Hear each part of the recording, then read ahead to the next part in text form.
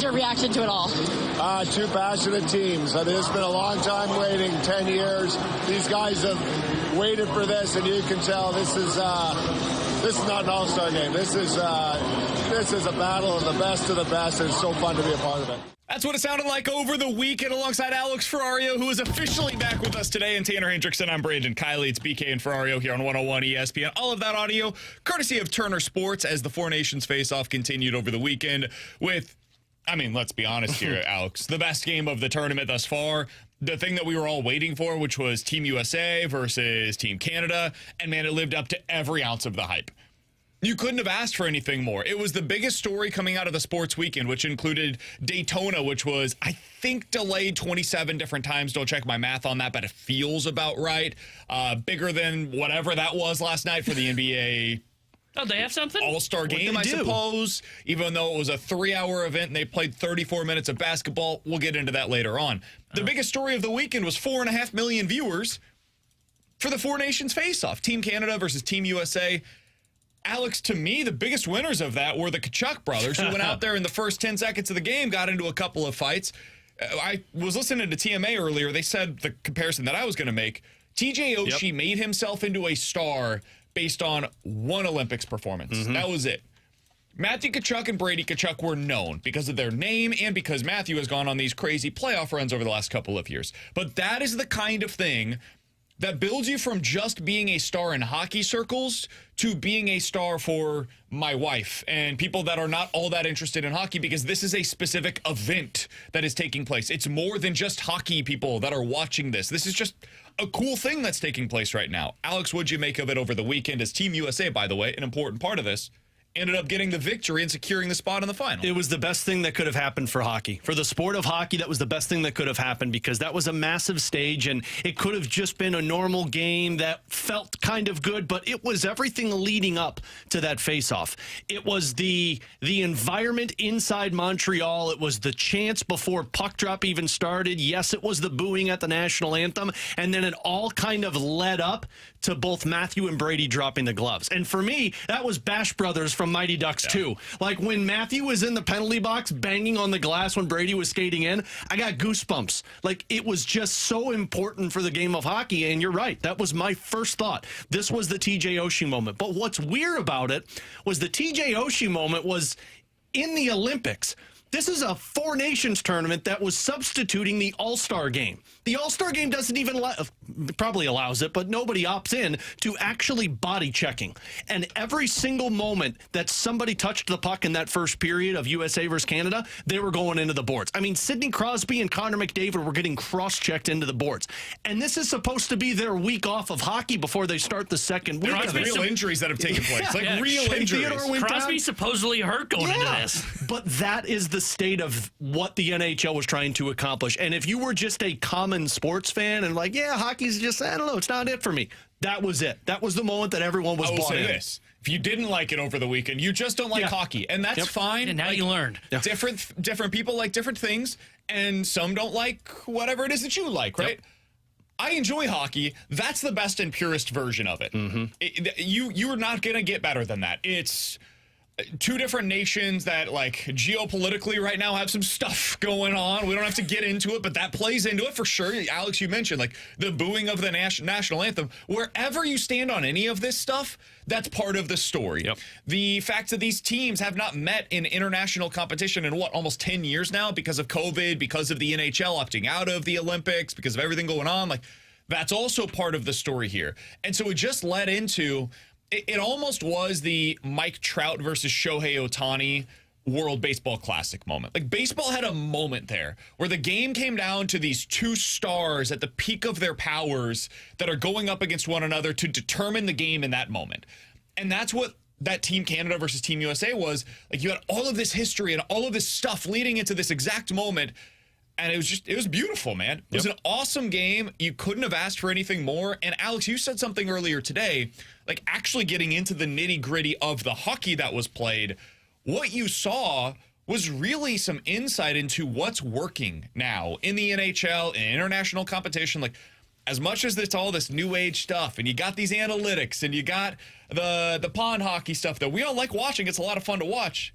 Still the old school stuff that works. It is. And to me, that was the prototypical speed versus physicality in that game versus Canada versus USA.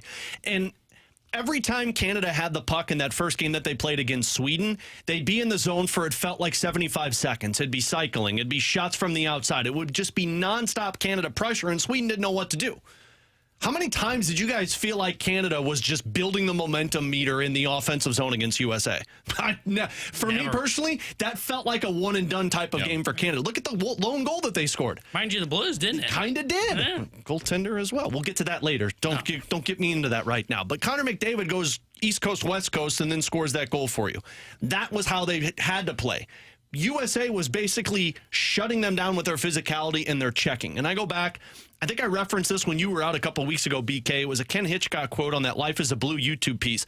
And they asked him, what did you do to get the Blues invested? And he said it was body checking. It was the checking element of the game. That's how every team's probably watching USA if you're an NHL GM going, okay, we might need to adjust our identity. Because as much as we want skill, as much as we want speed, as much as you want elite talent, that can get shut down pretty easily if you're going to play a physical type of hockey. And that's what the Tkachuk brothers started off with, and that's how Team USA played that style of game. Someone in the text line said, guys, does watching this make you want Army to give Ottawa whatever they could possibly ask for in order to bring Brady Tkachuk home? No, it makes me want to build a time machine, go back a few years ago, and do whatever it takes to bring Matthew Tkachuk when he was available. But since you missed out on that, yes. Yeah, absolutely. And we've been saying this for a long time. I know people bring it up just because, hey, it's the Tkachuk name. It's bringing a guy home. If Brady Tkachuk's name was Brady Sims, I would want that guy based on his playing style, based on the quality of the player. That is the thing that the Blues are missing. That style of player that can have that kind of success on the ice, that is what they need. And you saw it over the weekend. I'm totally with you, Alex. As much as we get entranced by the speed and the skill and the passing and all of this stuff, and all of that is important. You need those qualities as well. Dude, ultimately, just like in the NFL where we just saw this, comes down to offensive and defensive line. Philly was better than the Chiefs in both of those areas. They win the Super Bowl. Just like we see a lot of the time in the NBA, man, eventually you got to play great defense. You can talk all you want about the great shooting, and you need stars. Those are all important as well. Dude, if you're not top 10 in defensive efficiency in the NBA, you ain't winning the finals. It's just not happening. The same thing is true in the NHL, man. You need to be able to have a tight checking game. Those scoring chances, you want them in front of the net. That's the highest quality chances that you're going to get. In the NBA, hey, man, it's layups, dunks, and three-pointers. But those layups and dunks are really important. You need those. and they're easier. That's what it is to be in front of the net in the NHL. And we saw that on full display on Saturday night. It was the greatest players in the world that were playing the style that coaches try to get their teams to play. I loved what you said, Alex. If you're a GM, if you're a coach right now, dude, that was teach tape. Yep. What you just saw from Team USA, you pull all of that stuff, take it back to your players and say, listen, if Matthew and Brady Tkachuk can play this way, if Mark Stone can play this way, if Jake Ginsel can play this way, if the greatest players in our nation can play this way and beat Team Canada with all that skill over there, can you please play this way? We're telling you to do this for a reason. It can and will work. You just got to commit to it. Look at the coaches that are on that bench and just think of the teams that they're a part of. You've got Mike Sullivan, who's the head coach, Pittsburgh Penguins, John Tortorella, Philadelphia Flyers, Rick Tocchet, Vancouver Canucks, John Hines, Minnesota Wild. Those are the coaches that you have on that team. And I don't know about you guys, Pittsburgh and Philly, obviously they're in a tough spot. But hone in on how Rick Tocchet coaches with the Vancouver Canucks and how John Hines coaches with Minnesota. Yeah, we got skill, but we're going to ram the puck down your throat to where you can't figure out how to play against us. There were 31 hits in that first period, and 19 of them were on Team USA. When you play that style, as much as you can have skill, and I mean, we're talking McDavid, McKinnon, and Crosby on one freaking line. It's crazy. You can have as much skill as you want, but if that team's going to force you to play the physical brand of hockey, skill gets eliminated. And I still think that's how you have to win, specifically in the playoffs. And Brady Tkachuk and Matthew Kachuk. We're basically the poster childs of it. He's Alex Ferrario. That's Tanner Hendrickson. I'm Brandon Kiley. I did want to get to one other thing from this weekend because a lot of people have been saying, hey, what can other leagues learn from this, right?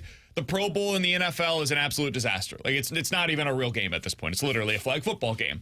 The NHL, when they do their All-Star game, is 3-on-3 tournament that nobody understands the format, including myself. The NBA, whatever that was last night, I'll gesture wildly at that. It was more a concert and an appreciation of TNT's pre- and post-game show, which is not going anywhere. It's very confusing. Sounds like a great night to watch it. It was like a eulogy for a show that still exists. It's like moving to ESPN It was in the literally year. just announced yesterday that Shaq has agreed to a $15 million per year. It's very weird. DJ Diesel? Way to go, man. He's still there. And then they had a DJ that was playing with a bunch of... It was Did a they weird play thing Boyz II last Men? night. Did they? I don't know. They should have. They had a band from the 90s. Again, it was a I'm weird- glad- weird I'm night glad for I the NBA. skipped out on it. So, Yeah, I'm glad I was midway playing through the video game, games. you had Draymond, who's a part of the analysis for the NBA's All-Star Weekend. By the way, LeBron James, my guy, he just opts out at like the very last minute. He's like, actually, I'm not going to play. I've got Didn't a somebody else foot and as ankle well? soreness. Workload management. For sure. There was somebody else that I don't remember who the other one was, but LeBron did at the very last minute. That's such a prototypical BK guy. So you're not wrong. Draymond is on the in-game analysis side of things. He's like, man, this is a disaster. This is terrible. They screwed up the format. I appreciated this. Charles Barkley spoke for, I think, everybody that was watching the game when he said this on the broadcast. I'm going to disagree with Draymond a lot. You know, listen, we're trying anything. You know, I use the analogy like when your kids mess up the house, you make them clean it up and they complain, and they mess the game up. That's why we're trying kamikaze stuff out here right now. So his generation messed the game up. So don't act like he's mad because they're trying to use rookies, and we're doing every type of trick to make this weekend exciting. He's right. Yep. 100%. I love LeBron. You know what LeBron, part of his legacy is going to be? He never did the dunk contest, and he ruined the All-Star game weekend. The NBA used to have the best All-Star weekend. It was amazing. I remember growing up, like, I really cared about the dunk contest. And there was a stretch of time when Steph was doing the three-point competition or Clay was doing the three-point competition, and that became the big thing from the weekend. But they always had something that you could point to. Now it's nothing. They've got a G League guy that's doing the NBA's slam dunk competition every year, because nobody else wants to do it. The game became a joke to the point where they had to change the ending to the Elam ending, which I do like. And they had to do this thing this year where they're playing like 40-point games, 3 of them over the course of the day, and they play 30 minutes of basketball in a 3-hour event. It's a joke. And why? Because of the players. They're the ones that force the hand of the commissioner to do stuff like this because they don't seem to like basketball.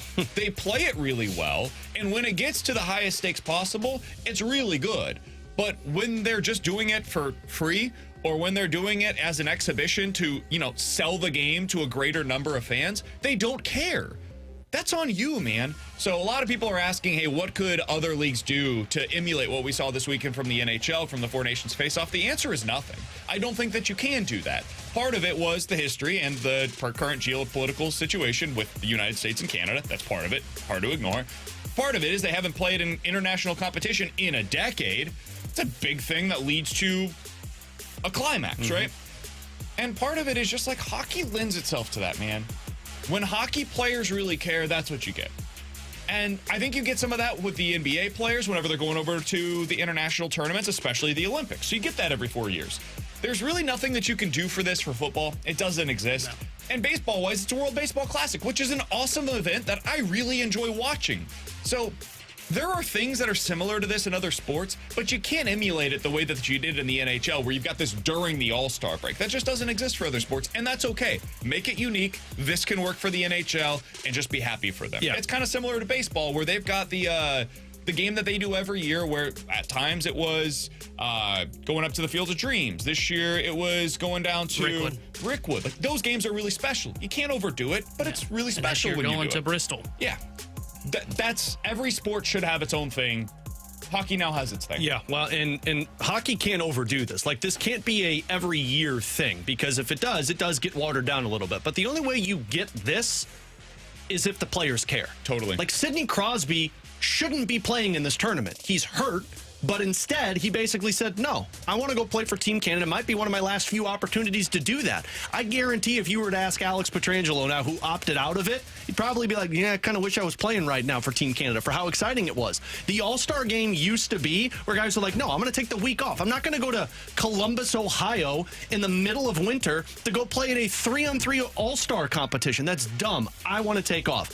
The way you get this is you get the players invested to where they're going to pour everything into it like it's a playoff game. That's the excitement factor. It's so hard to do. Yeah. You can't just and you're right. fabricate that. But you're Everybody right. That's has to hockey have players. buy-in. That's hockey players. And like you But they mentioned, don't care about the All-Star game either. The All-Star game's a joke in the NHL. Yep. So, as much as we're celebrating them today, and we should, because what we've seen over the past week has been amazing hockey.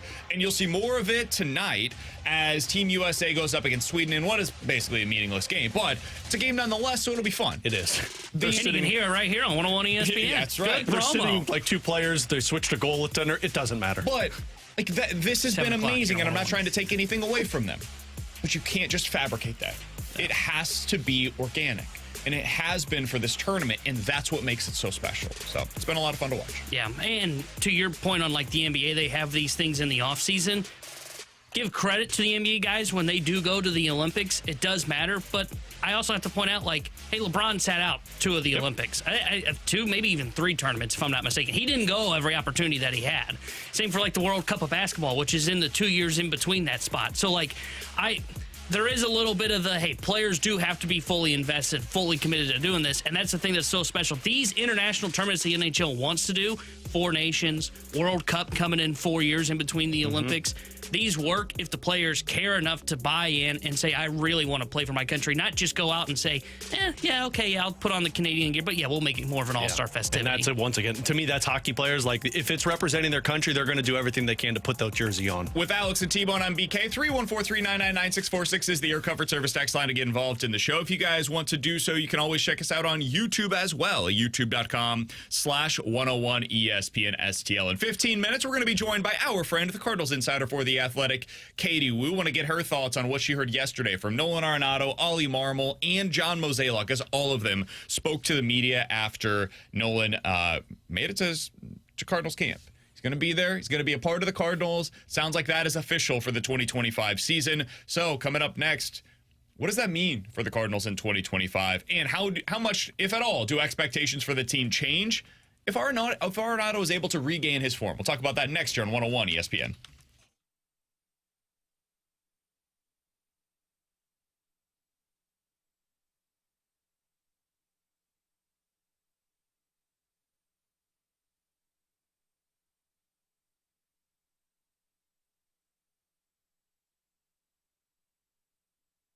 The 5 greatest words you can hear. Ted Drew's is now open. Off of Chippewa, that famous destination, a St. Louis tradition since 1929. Now, I know what you're thinking when I just said that. Alex, Ted Drew's, it's freezing outside. That's fine. That shouldn't take you away from getting delicious vanilla custard. Whatever type of custard you want to go out there and get, put whatever flavors you want in there, that's there for you. Off of Chippewa, and it's where you build those traditions with your family, with your friends. I specifically remember going out there every Friday night with my parents. We'd eat on the hill. We'd go to Ted Drew's, and we'd just sit in the back of the minivan and talk and hang out. And that's what you get to do now. It's open for the 2025 year. Make sure you get out there. And while you're out there, walk across the parking lot off of Chippewa and check out the Ted Drew's gift shop, where they have plenty of apparel that you can buy, gift cards, also souvenirs. And they've got kids, they've got adult size hats, drinkware, and so much more. So get on out there, Ted Drew's famous frozen custard, and start building those family and friend traditions now. Ted Drew's, it really is good guys and gals.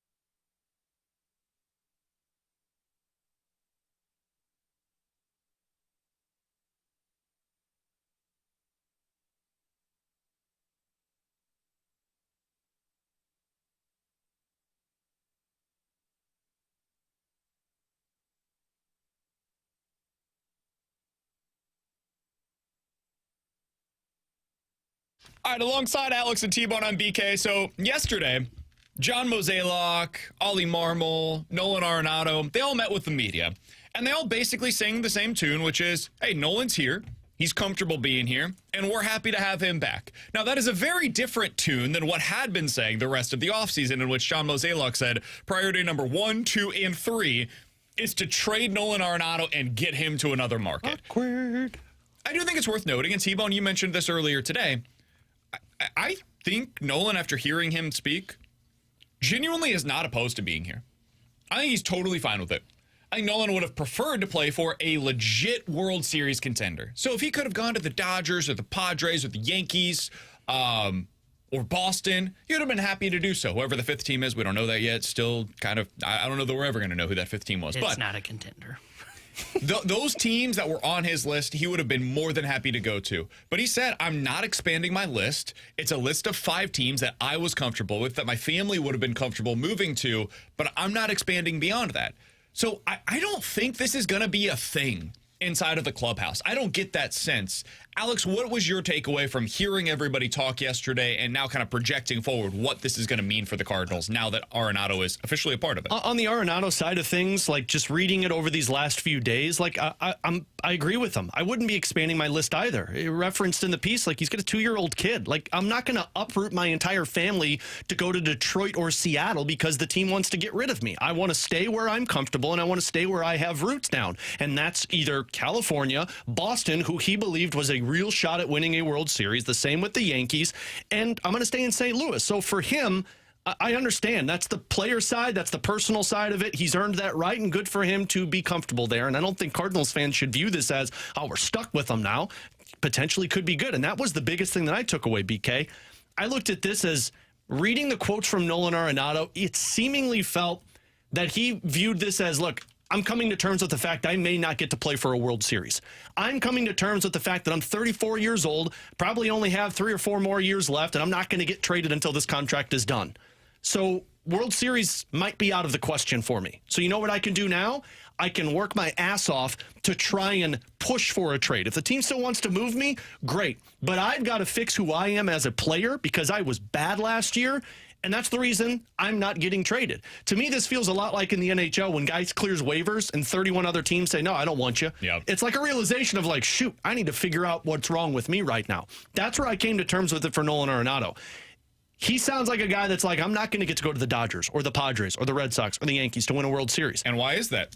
Because my play last year was bad. Bingo. Nobody wanted to trade for me. And so what I need to do is I need to become the player that I know I'm capable of so that if the team still wants to trade for me, great. If not, maybe I could push this team to a playoff spot. Yeah, and I've softened my stance since seeing from Arenado. Like, look, last week I was saying, hey, I think this guy just truly wants out. It reminded me a lot of the Vladdy situation, right? Where it was, hey, Vladdy wanted out of St. Louis. Maybe they didn't get a deal done in the offseason, but he wanted out and was ready to be out of St. Louis whenever the time came. Now I think this is more of the kind of Torrey Krug spot where it is, hey, man, I got a young family. I'll go to a team that is a legitimate contender like the Yankees, the Dodgers, the teams that you can, like, look in. I think BK did this last week, read through, like, the odds. It's like the top 5 odds. 10. Yeah, 4 of the top 10 in odds to win the World Series. If you're looking at the other teams that were in the top 10, it's like, don't need a third baseman, don't need a third baseman, don't need a third baseman. I think there were, like, 1 or 2 other spots that he could have potentially had on this list. It's possible one of them was on his list.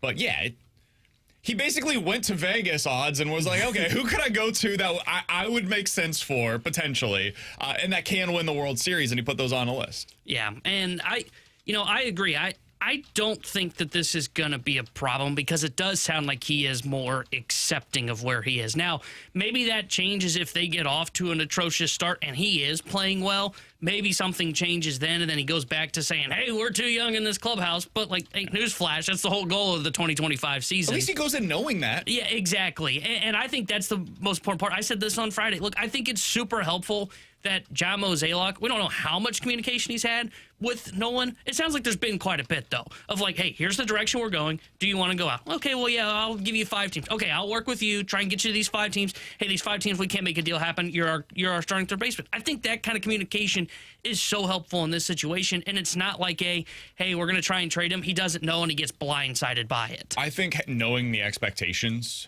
changes everything. Like this week, Alex, for example, this is obviously a very different situation, but we all know the weather's going to suck this week. It's going to be freaking miserable. It's supposed to be cold. It's supposed to be snowy, potentially some ice in the area. You know what? None of us are going to like that. But at least we know going in that's going to be the case, and we can all prepare accordingly. You know what really sucks? When you're expecting it to be just this beautiful day, and you've got all of this stuff set up for your family, Alex. You've got a full day of. It's a Saturday. It's supposed to be beautiful. You're going to go to the zoo, and then you guys are going to go to the park, and you got all this stuff, and it's all outside. Great. And what really sucks is when rain comes in that came out of nowhere that you weren't expecting, and now you just literally have no way of doing any of the things that you had planned. Ask Marshy about that when he goes to a Cardinals game, and the Cardinals game gets delayed, and then they can't play it that night, and he has to sit there for 3 hours and then doesn't get to see any of the I game. blame the Dwights on that, but isn't yeah, that you? okay. No, that was Marshy. Marshy was really upset. Yeah, about but every me. that. time I you had go it to a twice game, last year, weird stuff too. happens. The reason That's I bring also that up, that's basically been Nolan Arenado the past couple of years. Where the Cardinals go in and he expects them to be good, and then the rain comes in and they suck each of the last couple of years. And they're going down this youth movement thing without actually saying they're going to go down the youth movement. This year he knows, hey man, it probably ain't going to be great. It was your choice not to expand the list. So you can't blame us for what this is going to be. Sonny Gray, you wanted to be here. Wilson Contreras, you wanted to be here. Nolan Arenado, you didn't want to go to the other 24 teams in Major League Baseball. I do think that changes things a little bit just in terms of the dynamic, the power structure of it all. So I do think it allows this to have a higher ceiling. I don't know how likely it is that they hit it, but at least I think the vibes inside of the clubhouse should be a little better this year. I'll tell you the one thing that'll be really fascinating to me. This is a guy that I think Derek Gould pointed out that he has opted to stay a Cardinal 4 separate times. Yeah. When this guy Traded here, wanted to come here. 2 different opt-outs that he decided not to explore. And then this time he decided to nix a trade to go to the Houston Astros. If he gets back to, and I'm not even going to say MVP form, but let's say he gets back to 20% above league yeah, average. or borderline all-star. How do Cardinals fans feel then? You still want him traded? And in this Probably. scenario, and in this scenario, you're still seeing everyday at-bats for Nolan Gorman. You're still seeing everyday at-bats for Jordan Walker. I think a lot of it comes down to what's Newt. Where's Newt playing? If Newt's playing in center field, I think Cardinals fans look at it and say, you know what? This isn't that bad. Yeah. Having Nolan Arenado is not necessarily a bad thing for our team in the long run. If Newt Barr's in left field and now you're seeing a squeeze for some of your left-handed bats because of that, because you don't have third base to be able to utilize, that's when I think you start seeing okay, I get it. He's producing. It's probably time to go ahead and trade him. And the other thing is to use that money with somebody else. Yeah. Could they trade Nolan Arenado and then go sign? They're not going to do this, but go sign Kyle Tucker or go sign Vladimir Guerrero Jr. or go sign 2 $18 million players. Go get Jock Peterson to play DH and then go sign a $15 million a year third baseman. I like your first 2 options. Or $15 million a year center Sounds fielder. more like us, though. I think that's more likely what they're going to do, but I think that ends up becoming the conversation potentially. I do think this team could be pretty decent with Arenado if he's able to rebound, and he's highly incentivized to do so. The reason why nobody wanted him this offseason was because he wasn't good last year. If he goes out there and just looks awesome, 20+% above league average offensively, Gold Glove defensively, well, yeah, now suddenly you look at the whether it's the Dodgers or the Mets or the Yankees or whomever, you could get to the deadline even, and they're like, hey, Nolan Arenado's a pretty good baseball player. Let's go ahead and add him to this core group of players and go win a World Series together. So he's incentivized. The Cardinals want that to happen as well. I think there's a chance this goes better than we all expected. It was much less awkward yesterday than I thought it was going to. I thought there was a potential that he was going to say something that you look back on and you're like, man, could you not? Did we really have to start it that way? It was the opposite. He sounded like he was in really good spirits. Or Ollie goes in for the full embrace and he's like, no, man. Oh, he just gets a handshake? Yeah, no. Think about it. I think it was last year. He came into camp and his first comments were, hey, yeah, we're young, we're a young team. It's like, dude, you're the last one here. Walker's been in Florida for a month based on reporting, Gorman's been here, Wynn's been here, and here you are showing up as the last guy. Now reporting on time, I may add, but the last guy, and then you're going to call out the young guys that one didn't sit well with me. At least this time it was, hey, you know what? We nailed that press conference. He was asked questions that could have gone in a certain direction, and instead he said, listen, I'm a ball player. I'm ready to go out there, get to work. I need to take care of my business. And I loved one of his answers yesterday was great, I thought. He was asked about, hey, if you go out and play better, could you end up helping somebody as this continues? And he's like, I'm not even looking at that. I need to play better, and then all of the rest of it will take care of itself. He's like, listen, if I'm a good baseball player, if I'm the good version of myself, I can help any team in Major League Baseball, and we can win because of me. And I thought, That's the right headspace to be in. We'll see if that continues as the team potentially struggles this year, but he's in a seemingly good spot right now. To me, that's the realization of, hey, none of the teams that I wanted to go to wanted me, and I need to fix my play if I want to get traded there. He's Alex. That's T-Bone on BK. Katie Wu, Cardinals Insider, joins us next year on 101 ESPN.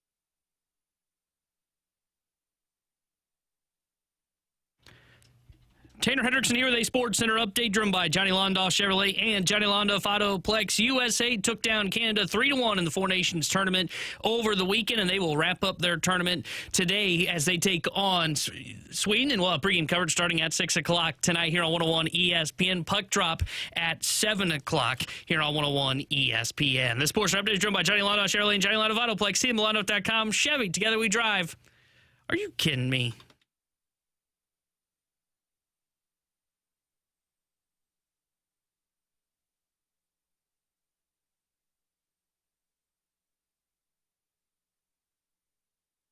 Alongside Alex and T-Bone on BK. Is it Sweden or Finland today, T-Bone? Which one, T-Bone? Hopefully Sweden. All right. Hopefully. Pretty sure it's Sweden versus the United States Okay, coming up good. tonight at 6 o'clock. Puck drop for that one at 7. You'll hear it all right here on 101 ESPN. Blame Alex. He turned on the Finland and Canada game, and I looked up and I saw Finland. I was like, wait a minute. I blame Ryder. You could be listening to Canada versus Finland right now. Instead, Okay. you get us. Four Nations face-off Sorry. has been great on Saturday night. USA versus Canada. We get 3 fights in the first minute of that game, and I thought there might be some fights taking place yesterday as Nolan Arenado showed up at Cardinals camp. That was not the case. It seemed like everything was cordial, and we are joined now via the Callier and Thompson hotline by our friend and the Cardinals insider for The Athletic. She's Katie Wu. She's down in Jupiter reporting live down there. Katie, we appreciate the time as always. What was it like to see Nolan Arenado embrace with Ollie Marmol yesterday?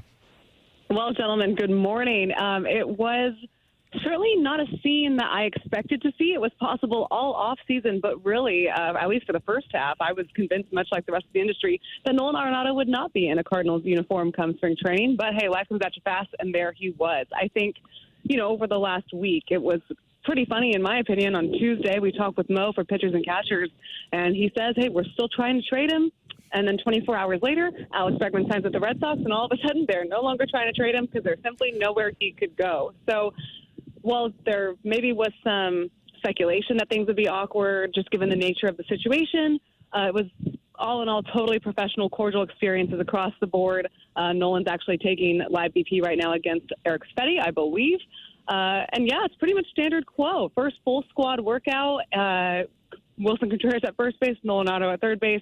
Exactly what we thought we'd see when the season ended last year. So Katie, tell me if I'm off on this. What? She said exactly what we thought we'd be seeing at the end Are of you last kidding year. me? I was- Contreras at first, Arenado at third. I didn't That want to was a blow joke. by that. It was a Well, good no, joke. it was a little off. That was a joke. Nobody laughed. It was a little It's off fine. because I was thought it was well expecting played. Wilson in left field, but that's fine, Katie, whatever you think. Tell me if I'm off on this, Katie, because hearing Arenado talk over the weekend, it sure sounds to me like a guy that kind of has come to terms with the fact that he's not going to get an opportunity to go play for a team that's got a serious chance of winning the World Series. And it was kind of a come-to-Jesus moment for him of saying, like, I got to get better if I either want to get a shot at a World Series on another team or at least be better than what I was for St. Louis. Yeah, let's talk about it, right? Look, Nolan Arenado wanted to go somewhere where it was a clear upgrade over St. Louis, and he said all offseason, or his camp said all offseason, he was not going to leave just to leave. And we saw that. I mean, he said no to Houston, a team that has made the playoffs in the last 8 years, right? So now that he's here, he said it. He said, if I'm here, I'm going to give it all I got. And he mentioned that last year was not indicative of who he was. It's not who he wants Cardinals fans to remember him as. He certainly seems motivated. And the Cardinals, this is not to say they won't reopen that door. But for right now and the immediate future, Nolan Arenado is their third baseman. And when you have, in my opinion, 10-time Gold Glover, future Hall of Famer coming into your clubhouse, makes you a better club. I was just watching him at third base taking ground balls with Thomas Sajacy, and Sajacy is locked in on every word this guy has to say, and for good reason. So, yes, he's going to be on the roster until further notice. Could something happen with, a team like the Yankees or the Dodgers or the Red Sox? Definitely not now. Maybe later in the season, but with the way things currently stand, Nolan said he's not going to expand that list. It wouldn't make sense for him or his family at the moment. He's going to be a Cardinal until further notice. And now the question becomes something that we've gone back and forth all year long, right, or all offseason long. Can they actually create the runway and the opportunity that they built their entire offseason narrative on? That's the bigger question to me. Katie Wu is our guest here on 101 ESPN, and that's where I wanted to go with you next, Katie, is talking about what this means for their transition plans, which is the new word of the day, the new buzzword that they're going with, according to reset, John that's Mazzeo. out. Transition, it's in. Yeah, we started out with like keep up. refresh, and then we went to a reset, and now we're on to transition, which kind of fits what they're doing a little bit better, in my opinion. But to me, Katie, and we talked about this a little bit on the show last week, I'm curious your perspective on it. it feels like a lot of that just comes down to, can Lars Nootbaar play center field? Because if he ends up being your starting center fielder, really this changes nothing in terms of who's getting playing time. It just ends up with Michael Ciani or Victor Scott not getting that opportunity in center. If he can't, and they go with one of Ciani or Scott, well, now it has a trickle-down effect of one of Burleson, Donovan, Gorman probably not being in the lineup every day, and that's where things get a little tricky. Where do you think things stand on that? Is that something they'll explore in spring training, is Newt in center field? Yeah, BK, you're spot on with all of that. And it's a great question. We talked to Ollie Marmol today, and I asked him, is there going to be a time where you're forming your everyday lineup and you're trying to balance, are you prioritizing offense? Are you prioritizing defense? Is this a situation where you have a different lineup every day? He made it very clear that he doesn't want to bounce around guys for the sake of his bats. He wants somewhat of a set lineup. Even, we saw how heavily he platooned against lefties and righties last year. He said even that won't be as black as white as last year. And it won't be as black and white as prioritizing offense over defense. It's trying to find the best lineup every day that satisfies both the short-term goal, which is winning as many games as possible, and the long-term goal of what's out here and in the organization past the 2025 season. It's not an easy situation to be in. So you're right. If Lars Nootbaar can play center, things open up a little bit more for the fringe players such as Burleson, Baker, Sajasi, go down the list. If he can't, then there is that logjam that we refer to specifically in the middle infield. I'm not sure what the Cardinals want. I think the Cardinals really like Ciani in center field, and I think that's their best defensive option. But in order to guarantee at bats to both Gorman and get Donovan playing every day, you almost have to put Lars in center field. So that's the big question. Are they willing to do that? Is that something that they're confident in? You already have a bit of a question mark defensively with Walker in right field. Are you willing to do two question marks in the outfield? Because Lars, as we know, profiles as a corner outfielder much better than he does in center field. So a lot of rotating questions, and there is no clear answer right now. And I think this camp, in terms of just figuring out the roster, is going to be very interesting in that regard. So, Katie, they've emphasized with their 17 press conferences that they've had this offseason the importance of getting at bats and figuring out who these young players are. And I think we all can agree, Jordan Walker, Nolan Gorman, there's an emphasis on those guys. Who else do you feel like there needs to be an emphasis on to find out who that player is? Right, and let's be clear, and I said this last week, Nolan Arenado will not take away at-bats from Jordan Walker and Nolan Gorman. There's still a way to do that. Now, I put Lars Nootbaar in that group as well, but that is more on him staying healthy more than it is him taking advantage of the opportunity. When healthy, we've seen Lars as an above-average major league player, especially offensively. So that, to me, is more on his shoulders than it is the organization. But when you're going through the position players, what is Alec Burleson? We know that he hits right-handed hitters very well, and he's a bat-first player over defense. Is he a long-term DH? Can he be a bench bat? Is that what you're also trying to develop as well? What else is out there for Thomas Sajasi? Where does he fit in? Today he was the B third baseman, if you will, the behind Nolan for all of the reps. For me, was behind Mason Wynn. Donnie and Gorman were switching off for second base. So those are the guys that are going to be the most impacted. Again, the fringe guys. Where is Victor Scott going to play in this? Where is Thomas Sajasi going to play in this? I asked John Mozeliak over the weekend. He's always had the affinity and the policy, really. If you're going to call up a young guy from the minors, they need to have a clear everyday playing spot in the majors. I asked him if that philosophy would change this season given the trajectory of the transition, and he said no, probably not. And I do understand that logic. There is no use for Thomas Sajasi or Victor Scott II to ride the bench at the major leagues. But again, to me, I think there's a way to guarantee the playing time to Jordan Walker and Nolan Gorman and Lars Nootbaar. It's those other players where I'm not quite sure, and they're going to have to be a little bit flexible, and they do have some really hard decisions to make. Katie, yesterday, John Mozeliak was on KMOX, and he did the sports on a Sunday morning, and he was asked, hey, what are the top things that you want to see in spring training? And the first thing was, hey, we need to figure out what our everyday lineup is, going back to what we were talking about with Lars Nootbaar. And he specifically referenced one of the big questions is, what are we going to do in center field? And that has a trickle-down effect with everything else. But then the second position that he named, he said, who is going to be our everyday center fielder? And who's going to be playing in right for us? And my jaw just dropped to the floor. Of like, I didn't hear this interview. What do you mean? Who's going to be playing in right? What? Like, how is that a question that is even open ended going into spring training? And I guess I just am in need of you reassuring us. Hey, Jordan Walker's the everyday right fielder going into the season, right? That's not up for debate. I clearly have some questions to ask after these live BPs end. I didn't hear this interview. I've always been under the impression that Jordan Walker was going to start every day in right field, and my initial, position players reported full-time yesterday. But the early indications were that hasn't changed. So this would be news to me as well, guys. So I'll find out for you. It could just be he went like his mind went, okay, we're going to center field, and then we go to right field. Like maybe he just continued on with a thought, but it was strange that was the second position that he brought up. That would be very surprising to me because it would go against pretty much every indication and conversation we've had thus far in camp. Sure, it's only been 6 days, but I mean, if the Cardinals walk back then that is an extreme switch in the message from October. And again, guys, we talked all offseason on if this reset, transition, whatever, can actually take place, if this opportunity and runway really exists. And now I think the Cardinals are circling back and asking themselves the same question, and that is very intriguing to me. All right, Katie, we'll get you out of here on this. Katie was our guest, as she is each and every Monday throughout the baseball season. She's back with us for 2025, Cardinals Insider for The Athletic. You can also hear her on Cardinals Territory with Trevor Rosenthal, so be sure to check that out if you want to see it. You can find all of those links on her Twitter account, @KatieJWoo. Katie, as you get down to spring training and you're talking to people around the team and you're seeing some of these workouts, it's very early on. I understand this is like their first full squad workout today. Is there anybody that's creating buzz, though, early on, whether that's somebody that's been around the team for 5 years that just looks better or whatever? Who's the player for you that's created the most buzz so far as we are very early in spring training? Let me tell you guys, I was watching BP for the first time. Again, it's the first full squad day, so everybody's here. There were no late reports. And you see guys in the clubhouse, they're wearing sweats, sweatshirts, whatever. So I saw Wilson Contreras. I'm like, all right, yeah, good to see you. I saw him take BP, and he looks like a power-hitting first baseman. He no longer looks like a catcher at all. He looks like he's built to mash. And his initial BP, his live right now that he's currently taking, I know it might be a completely overreaction because it's only day one. He looks great.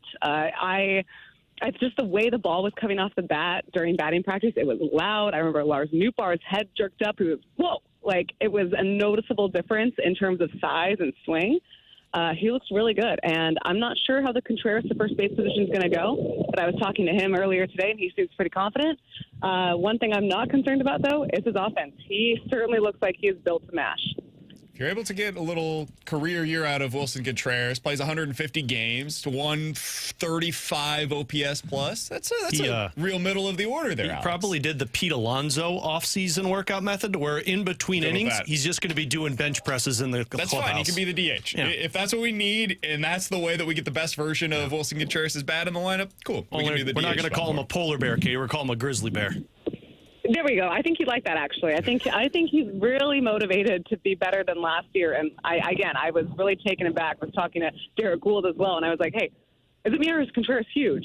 And he was like, yeah, I didn't notice until he was taking BP, but it is noticeable. And he's walking up right now. So let's see where this goes. All right, Katie, we appreciate the time. Enjoy your conversation with Wilson Contreras. Check on that right field situation for us, and we'll talk with you again next week. Seriously, you got it, guys. Can't wait for it. Every Monday, we are so back. You got it. That's Katie Wu joining us as she will each and every Monday throughout the baseball season here at BK and Ferrario. Today, officially the start of baseball season for us here on the show. So excited for that. Well, we already got our first best shape of his life. Yeah, Wilson Contreras. Yeah. Which I'm okay with. That one I will invest in. I heard great trade bait at the deadline. That's what I heard. No, dude, that's MVP material. I'm not trading that. You know what you're going to get at the deadline? Dude, we're not resetting or rebuilding anymore. We're not refreshing. We're transitioning. Is it okay with you if Wilson Contreras is a DH? Yeah. Absolutely. Okay. I'm just making sure we're all on the same page. I've said this for, I feel like, ever since the DH came to the National League, maybe after the first years in the National League. It's okay for the Cardinals to treat that as a position rather than a spot where they get the old guys a half day off, right? Because a lot of teams do this. JD Martinez has made a career out of being a DH. The Yankees do this with Giancarlo Stanton. So Contreras can't work at first base. I'm cool with that. Hey, if Ivan Herrera can't be a catcher and Contreras is great at first base, I'm cool with Herrera being an everyday DH. I'm okay with the idea of, hey, we're just going to put this guy here, and he's going to get his 600 plate appearances as a designated hitter. You know who was a DH last year for one of the best teams in baseball was Marcell Ozuna, who ended up with a 155 OPS plus. Yeah, that guy was pretty good. He hit 300 for the season, 155 OPS plus. It was his best spot. You know who else is a primary DH? Yordan Alvarez and Kyle Schwarber and Jock Peterson. Like, these guys, you mentioned it, Giancarlo Stanton primarily plays DH, and I know this sounds weird. Wilson Contreras is a better hitter at this point in their respective careers than Giancarlo Stanton is. If that dude's going to mash, Just have him play DH every day, man. I'm trying to figure out where the trickle-down effect impacts this Cardinals team if he's your DH. Him and Burley just Burleson's at first base and I think for you Burleson then. is a more than capable first baseman. And I'd be you've fine got with that bat in the lineup on a consistent basis. The one that But all of probably that isn't. requires Newt to be in center field. Totally. Let's be clear here. Otherwise, you pinch Gorman out of it. But one of Gorman or Donovan out of at bats. Which I understand if they. Well, I guess I don't understand. Like what Katie said is where I believe the Cardinals are thinking. Like Michael Ciani's the best option for us at center field. Probably. But because of where this team is at and how they're trying to figure out who they've got, Lars Nootbaar should be out there because then now you've got Brendan Donovan in left field for you. You've got Jordan Walker maybe in right field, maybe not. We'll talk about that more later. Burleson and Contreras. Like you've got your lineup set. The lineup makes some sense, and it could actually. I'm always higher on the Cardinals position players than I should be probably. Yeah. Because they have so many guys that just project to be at least above average hitters in the lineup. This is the way where you could make it to where literally every single player inside of that lineup should project to be average or better this year. If you have Ciani or Scott in there, that's not the case. But if you're able to have Lars Nootbaar in center field, suddenly every single player is not considered to be an automatic out. And that's a good place to be as a lineup. All right. He's Alex Estebon on BK. Questions and answers coming up next here on 101 ESPN.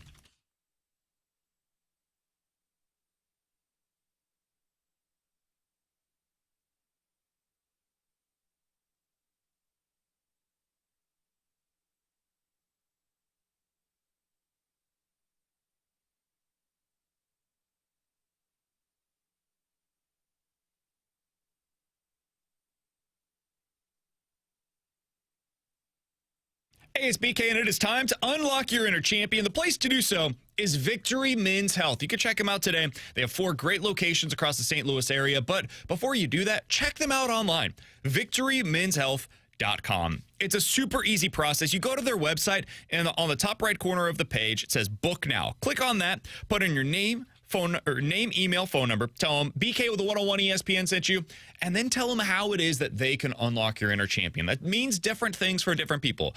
For you, maybe it means losing some of that unwanted weight. We all do it over the course of the holidays. We're eating out more. We're going and spending some time with our family. Maybe you put on those unwanted pounds and you try to go to the gym, do it on your own.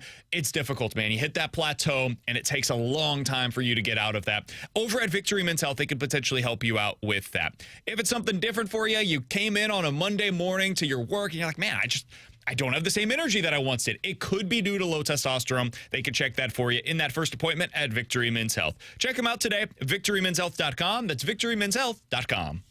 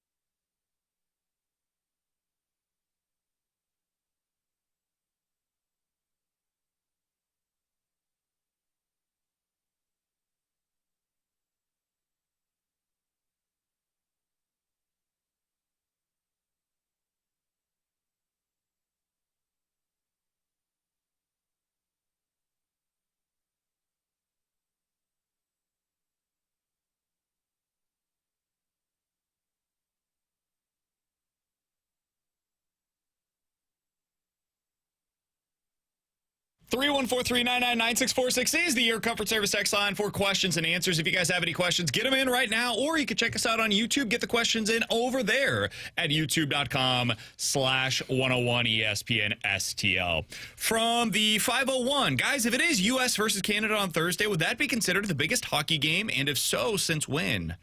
Since the last USA versus Canada championship in the Olympics. What was that, the Crosby one, 2010? Somewhere in that range. That was the one where Crosby scored the game winner against USA. And I'll never forget it because... Is that right? That was earlier than that. It was earlier. I thought it was 2010.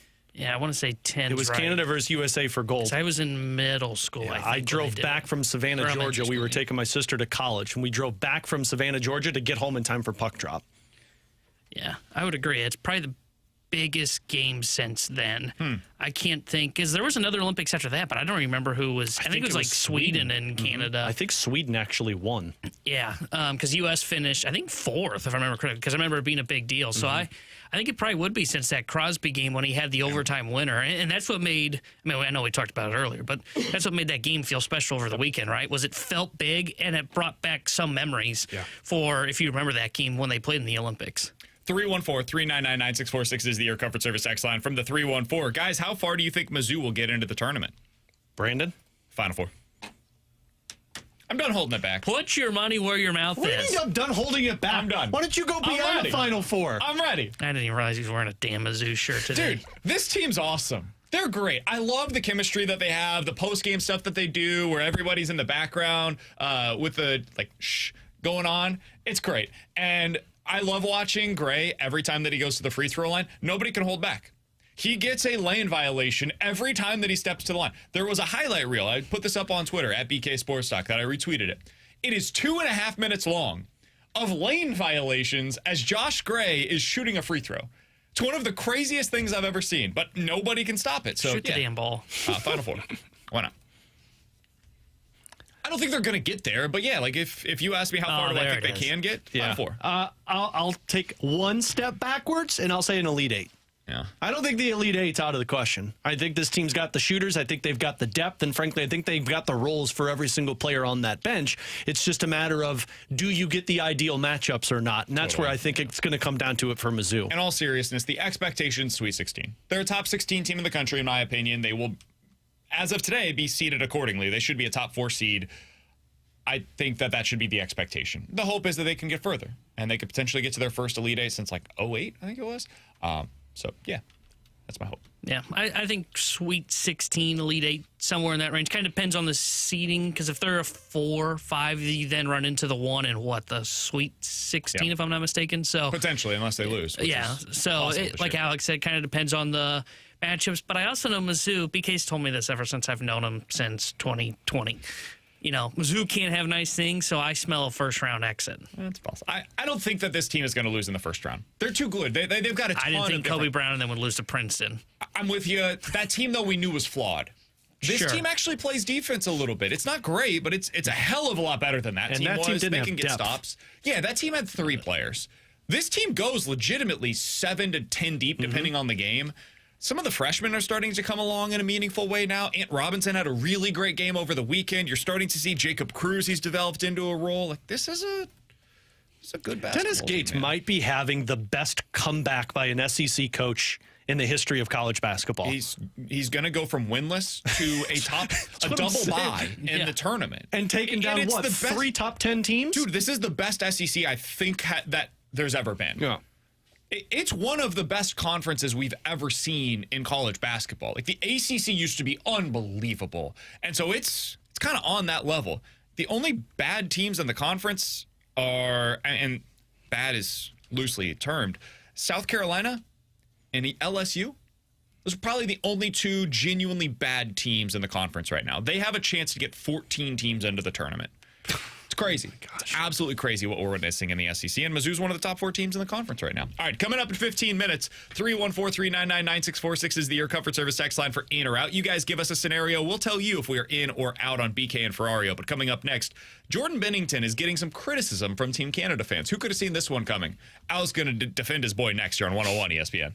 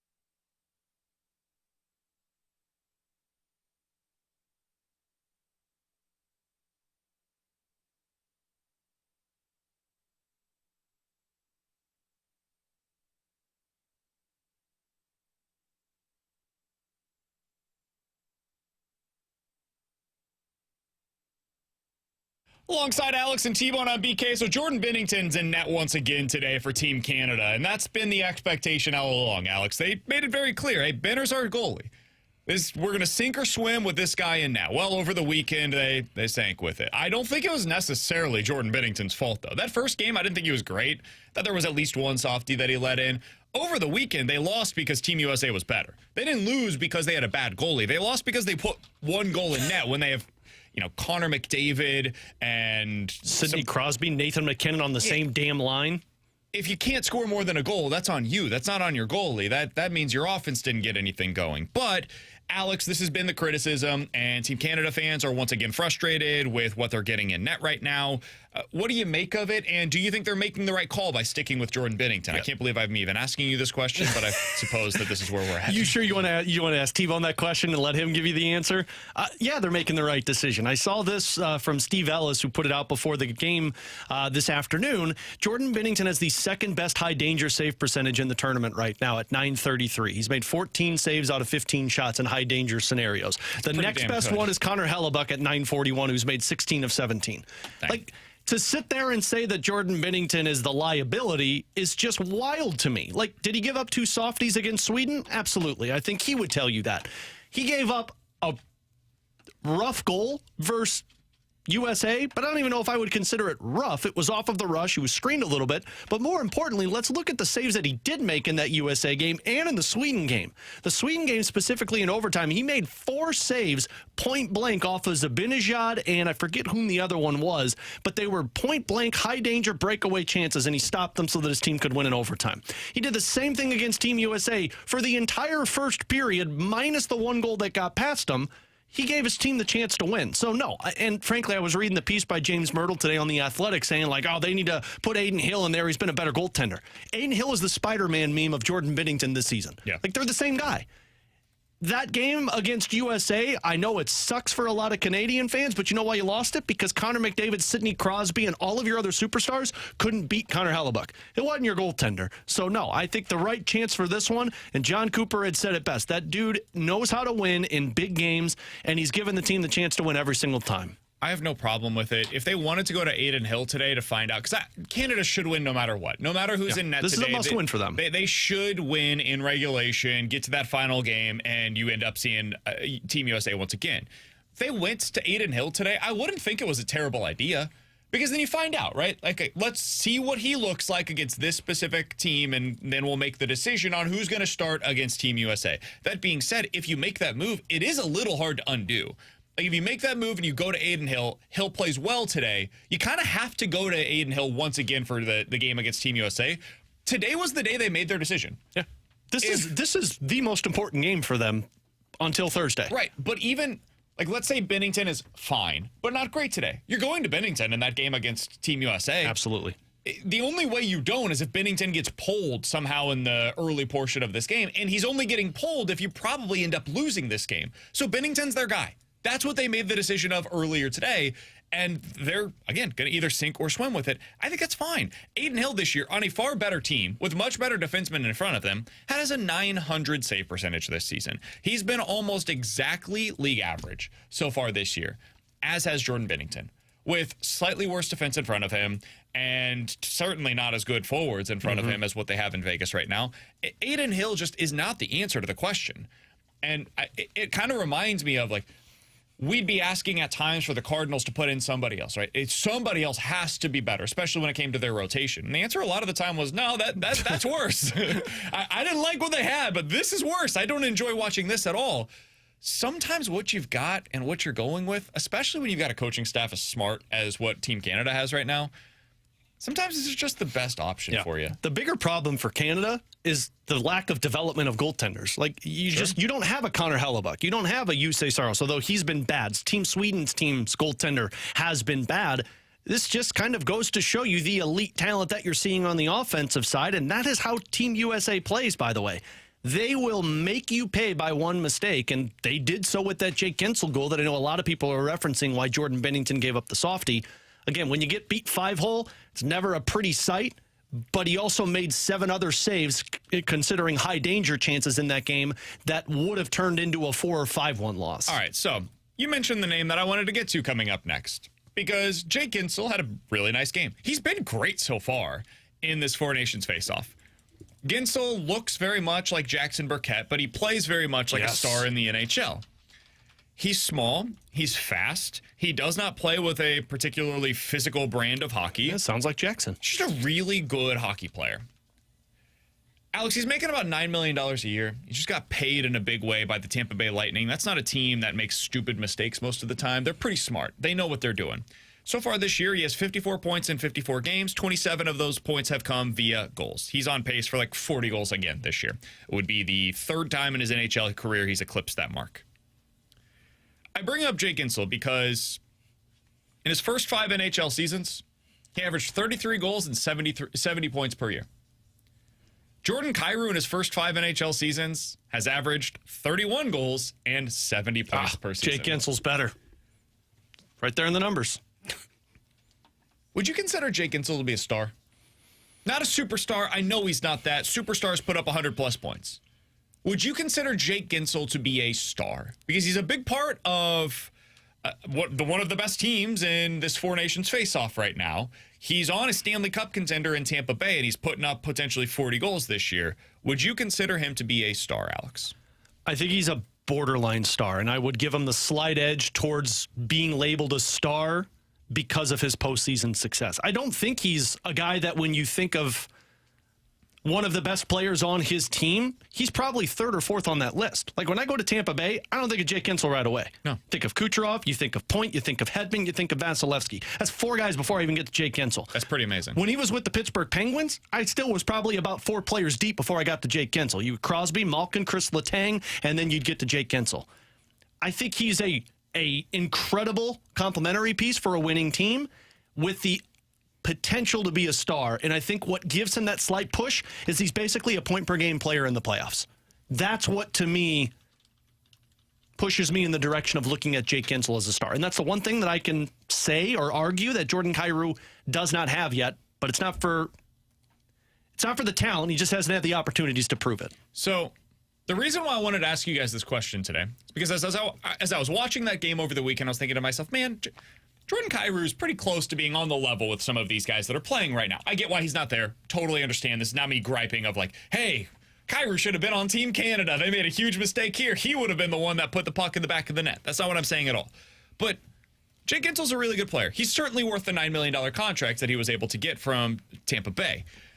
I think a lot of the time when we talk about the Blues, it's like, man, they need more out of Jordan Kyrou. That's part of the problem. Or they need more out of Thomas. That's part of the problem. And there's some truth to that, sure. Part of the problem is that they're being asked to be the best player on their team because Alex nailed it.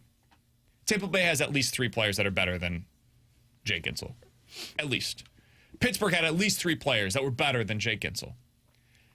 And that's how you become a Stanley Cup contender. Is that Jake Gensel is your 3rd or 4th best player on the ice at any given time. And the Blues right now are asking Jordan Kyrou to be the best player or the 2nd best player on their team at all times in order for them to become a contender. And this is why I always go back to, man, there's this, like the Peter principle, right? They're just being asked to be one step too high in the rung. Jordan Kyrou, much like Jake Gensel, is probably a 2nd-line winger. Or he can be that top-line winger with somebody else as the go-to guy on that line. Mm-hmm. And that's what the Blues are missing. It's really hard to get to.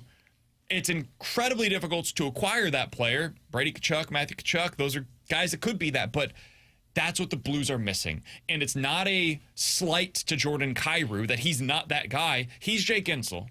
He's the guy you go sign to be the last piece that fits into this roster, not the guy that gets you over the top. He's helpful. He's worth the $9 million. He is basically Jake Gensel, and Gensel gets more money than him. Mm-hmm.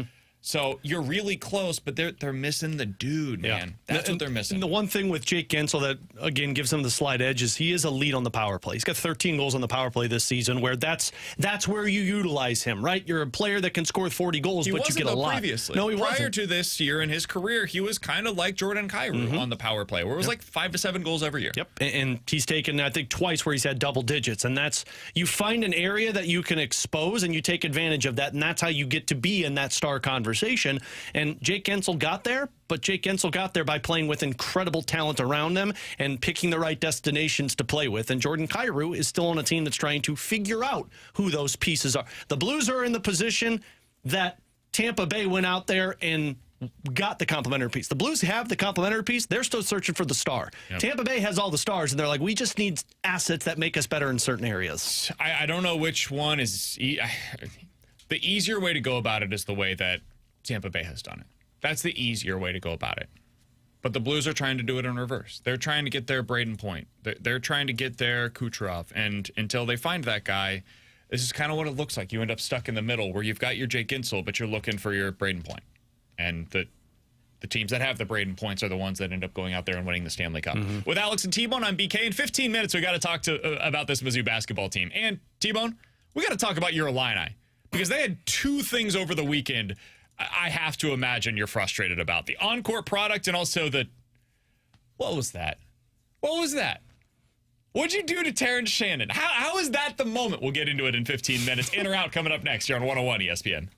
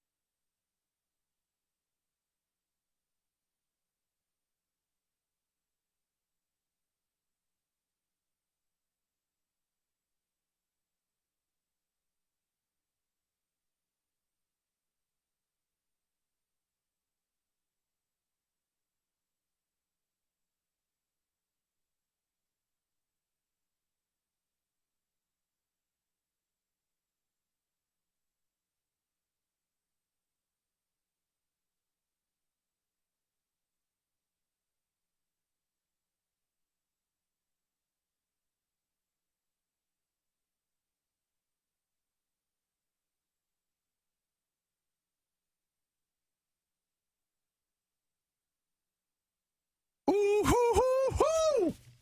314-399-9646 is the Air Comfort Service text line for in or out. You guys give us a scenario. We will tell you if we are in or out here on BK and Ferrario. Alex, I missed that. Did you? I missed Nobody that did that week. while I was gone? No, I can't do it.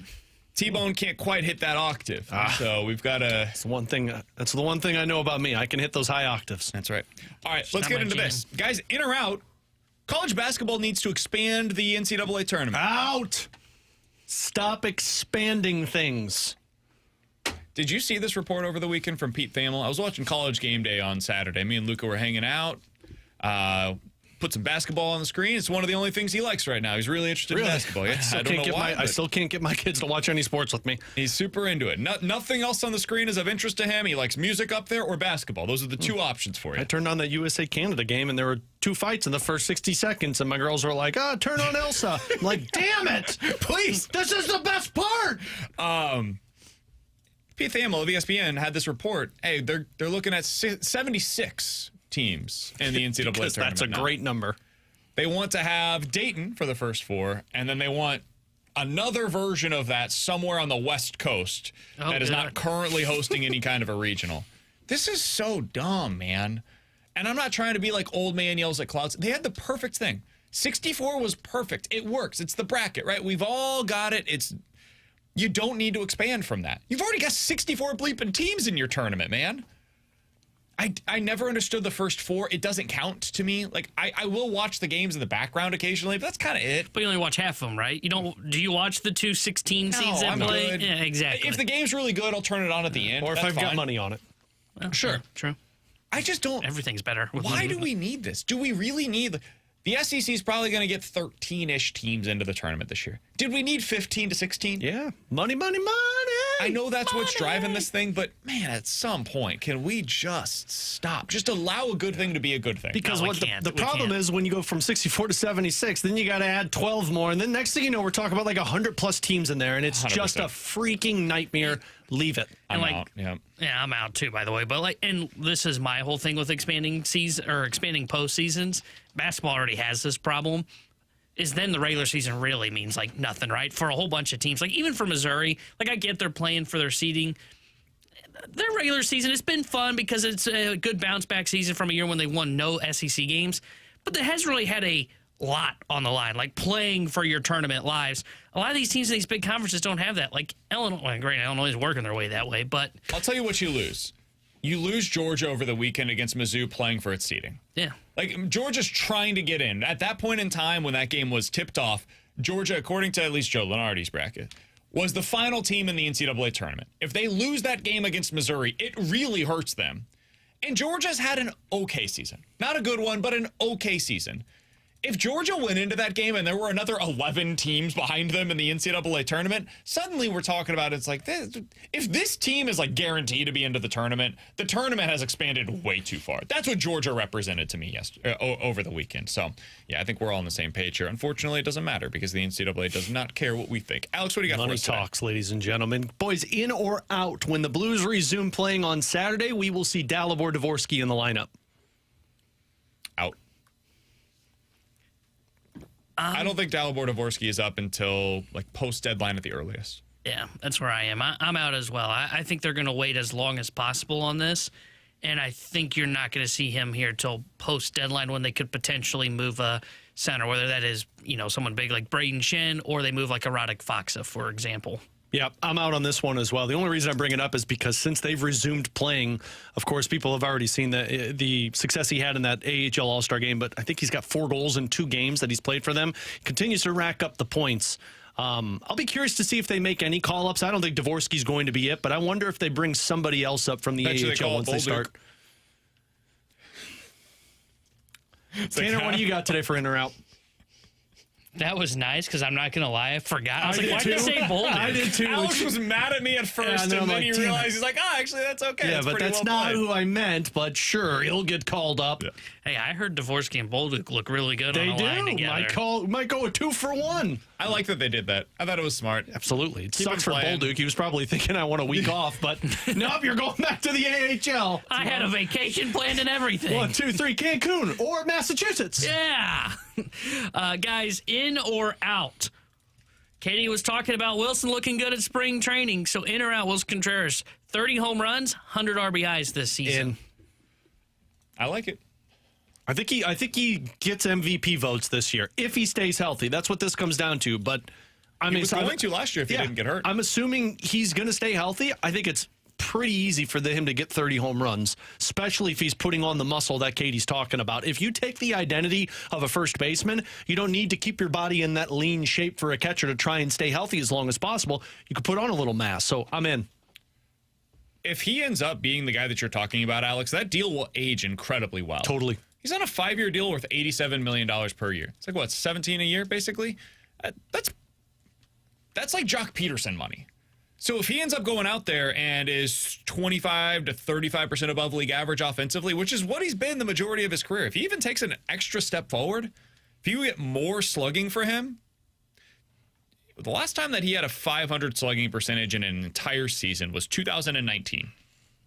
He finished that year with 24 home runs because he only played 100 games. If you get him in 150 games this year, he'd hit 35 home runs. Yep. That's what I was going to ask. You think he gets more than 30?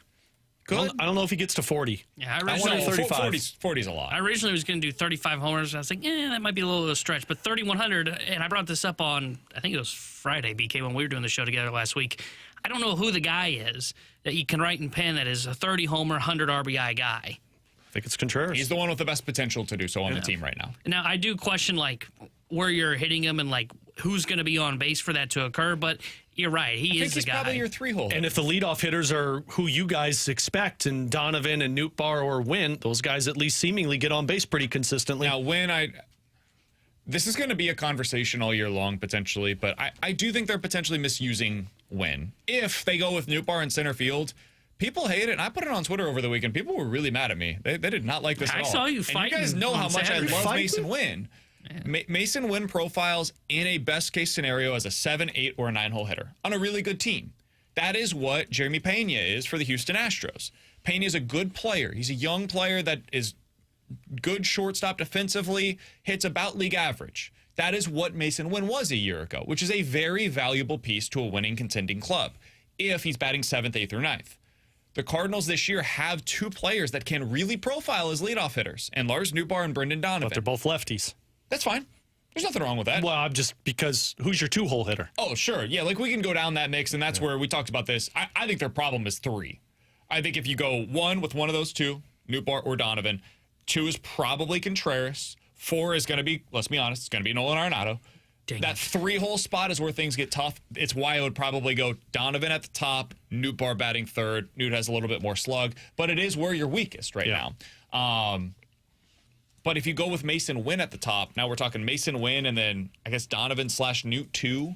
And then Contreras 3. And now who are you going 4? Arenado 4. So you're going 2 righties there. Yeah, it just becomes a little bit more difficult. And now suddenly you've got like Alec Burleson batting 9th, which is just a weird.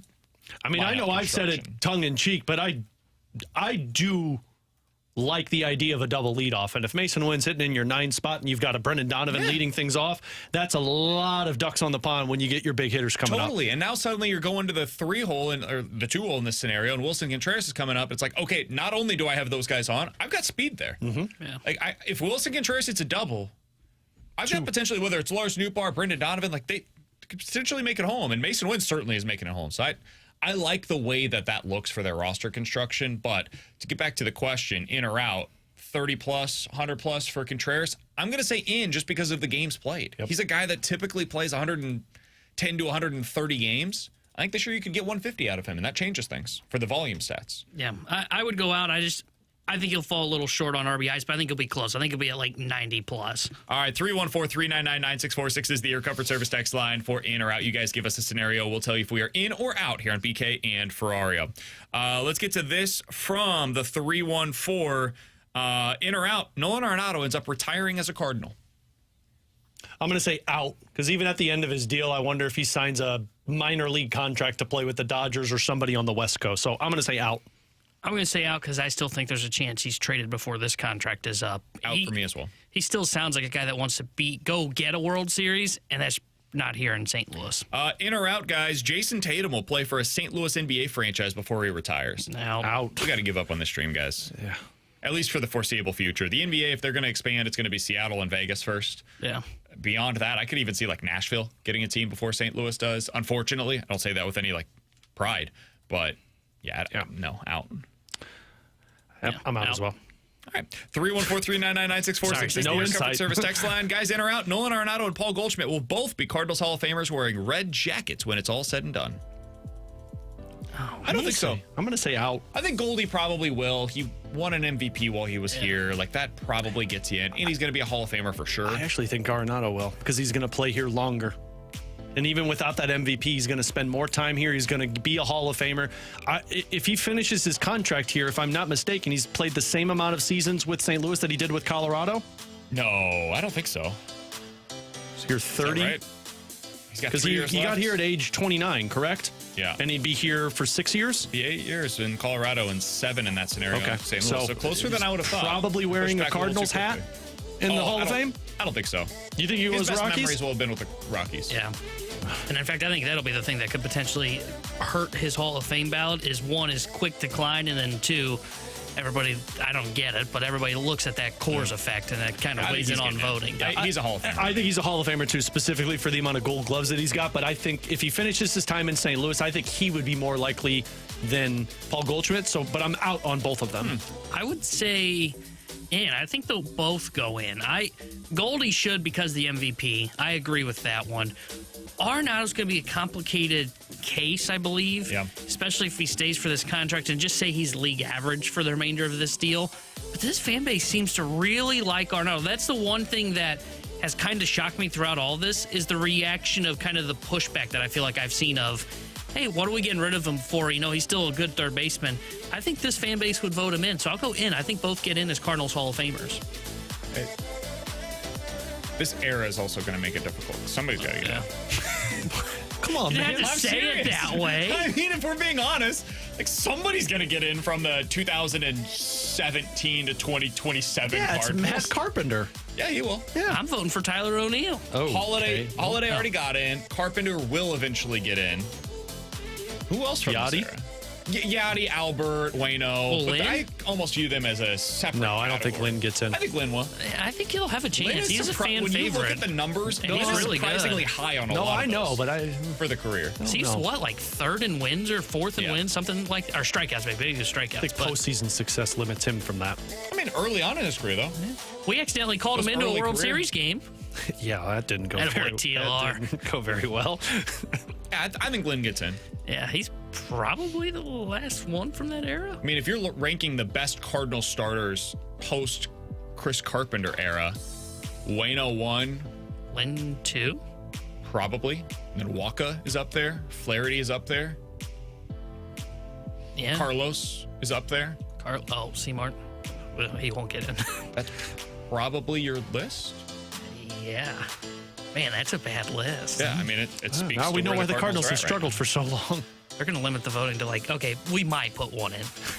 now. Lynn, I think Lynn is definitely going to get in. to the I Cardinals Hall of agree. Fame. I can't wait for the email that says like, vote for the Cardinals Hall of Fame, but if there's not 50% on this guy, we're not putting anybody in. I'm more in on Skip this year. Lynn getting in than I am on Arenado getting in. Let me put it that way. Right now, as of today. That could change think after that's this year, fair. but I think as of today, I am Is more Helsley certain. I would go the opposite way. Probably. He broke the saves record, but he's only had 3 great years. Remember when he got up here, he was kind of a middle reliever that I'll never forget when Katie said from spring training, I think the first year we had her on as we guest, she goes, we said, the question you asked, like, who's somebody that's pressing? And she went Ryan Helsley, and I know all three of us looked at her and went, this guy's going to be in the minor leagues. What the hell is Katie talking about? Yeah. And she was right. I remember. Go ahead and throw this on the air for us. T-Bone was talking to us with that offseason about having you just gonna either, throw somebody under the bus, I see. either Harrison Bader or Ryan Helsley on Yeah. the show. And at first we were supposed to get Bader. Bader ended up going with a different show. His agent switched it up on us. He switched his agent, and then the other agent went with somebody else. Then this agent came back and said, hey, we Do do you have guys want another Ryan Cardinal. Helsley? We're like, no, he's going to be Yeah. AAA all year. That's not going to work out for And then us. he was an all-star. I was the one that said we should get him on. He's going to be an all-star. And now he goes on foul territory every week. So, he ended up doing all right. With Alex and T-Bone on BK, coming up in 15 minutes, we're going to dive into the junk drawer. to go, But T-Bone. next, Mizzou and Illinois are still going in very different directions, and I feel like the symbolism was just a little too on the nose over the weekend for the Illini. We'll talk about that next year on 101 ESPN.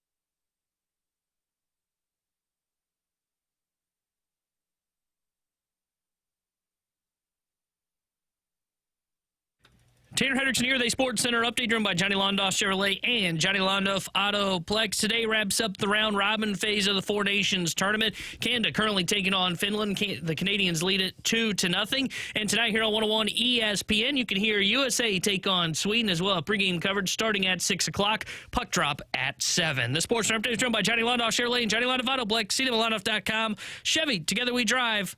Are you kidding me?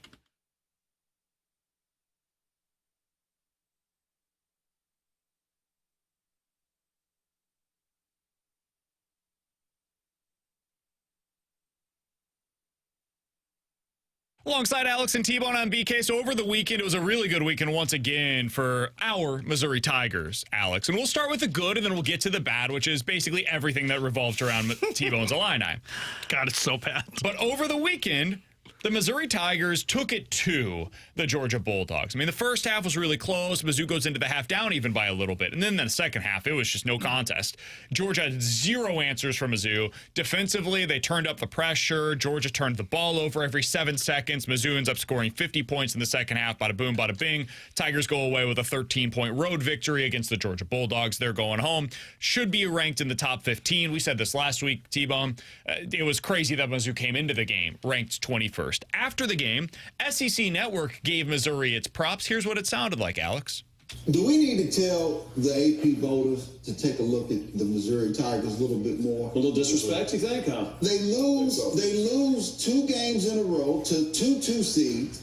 1 2-possession game, Tennessee, the A&M Aggies, and they dropped 6 spots. Yeah. The other losses, Memphis early in the season where they up at half. You go in and you knock off Florida, a neutral site, 1-possession game, I think, against Illinois. You didn't lose on the road to Texas, another team that's quote-unquote in the tournament. It's just ridiculous to them. But Missouri continues to prove, not only the voters, but everyone else, that they're on a mission this year. They're deep, they're talented, they're well-coached, and they showed us once again today. Somebody should tell Andy Katz that, because in his top power rankings, he had Mizzou 2 spots lower than Illinois. We can't take SEC Network seriously. Yeah, he had him 25 and Illinois 23rd. Like, yeah. What are you doing? Yeah, that's the head-to-head right there, baby. Who does this? SEC Network, why did that sound like they're in a bathroom? It's just bad audio quality. I apologize. But They were that's on me, not on SEC broadcasting Network. live from the bathroom. Their analysis was good. Budget cuts. My ability to get a good recording of it was poor. That's on me. This was BK with his computer recording. He's like, oh my God, this is great Mizzou content. So, according to the net rankings, which is one of the factors that the NCAA tournament by the selection committee, they take this into account. Missouri right now is 16th. For perspective, Alex, Kansas is 15th right now, and Illinois is 18th right now. I'm actually surprised Illinois is that high at this point. Seriously.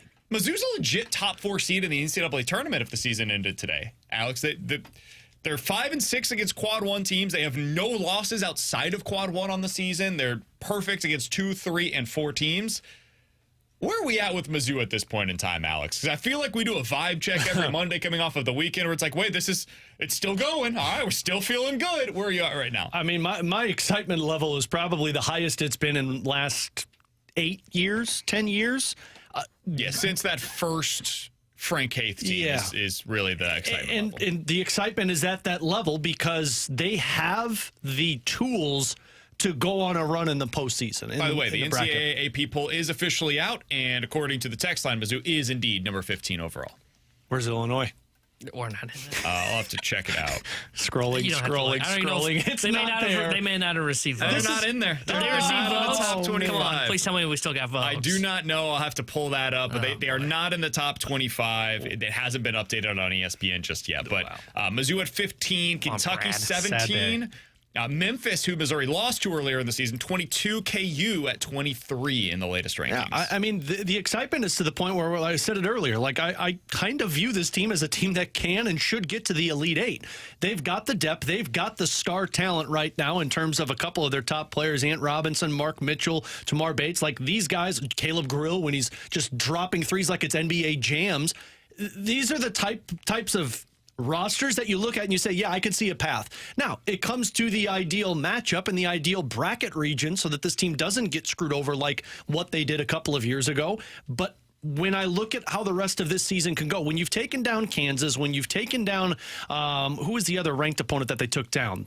Why am I blanking on this? Florida, thank you. When you've taken down these types of teams and you've got one more against Alabama and then potentially run the table the rest of the way against unranked SEC opponents, it's hard for me to view this team and say, yeah, I don't see how this team can have 2 or 3 wins in the tournament this year. They've done what Illinois has failed to do, which is they were playing well, and unlike Illinois came in with high expectations. Yeah. Mizzou, it was kind of an unknown, but you saw early on, like, hey, okay, this team looks good, and then you got in the SEC play, and you're like, okay, yeah, this team looks really good.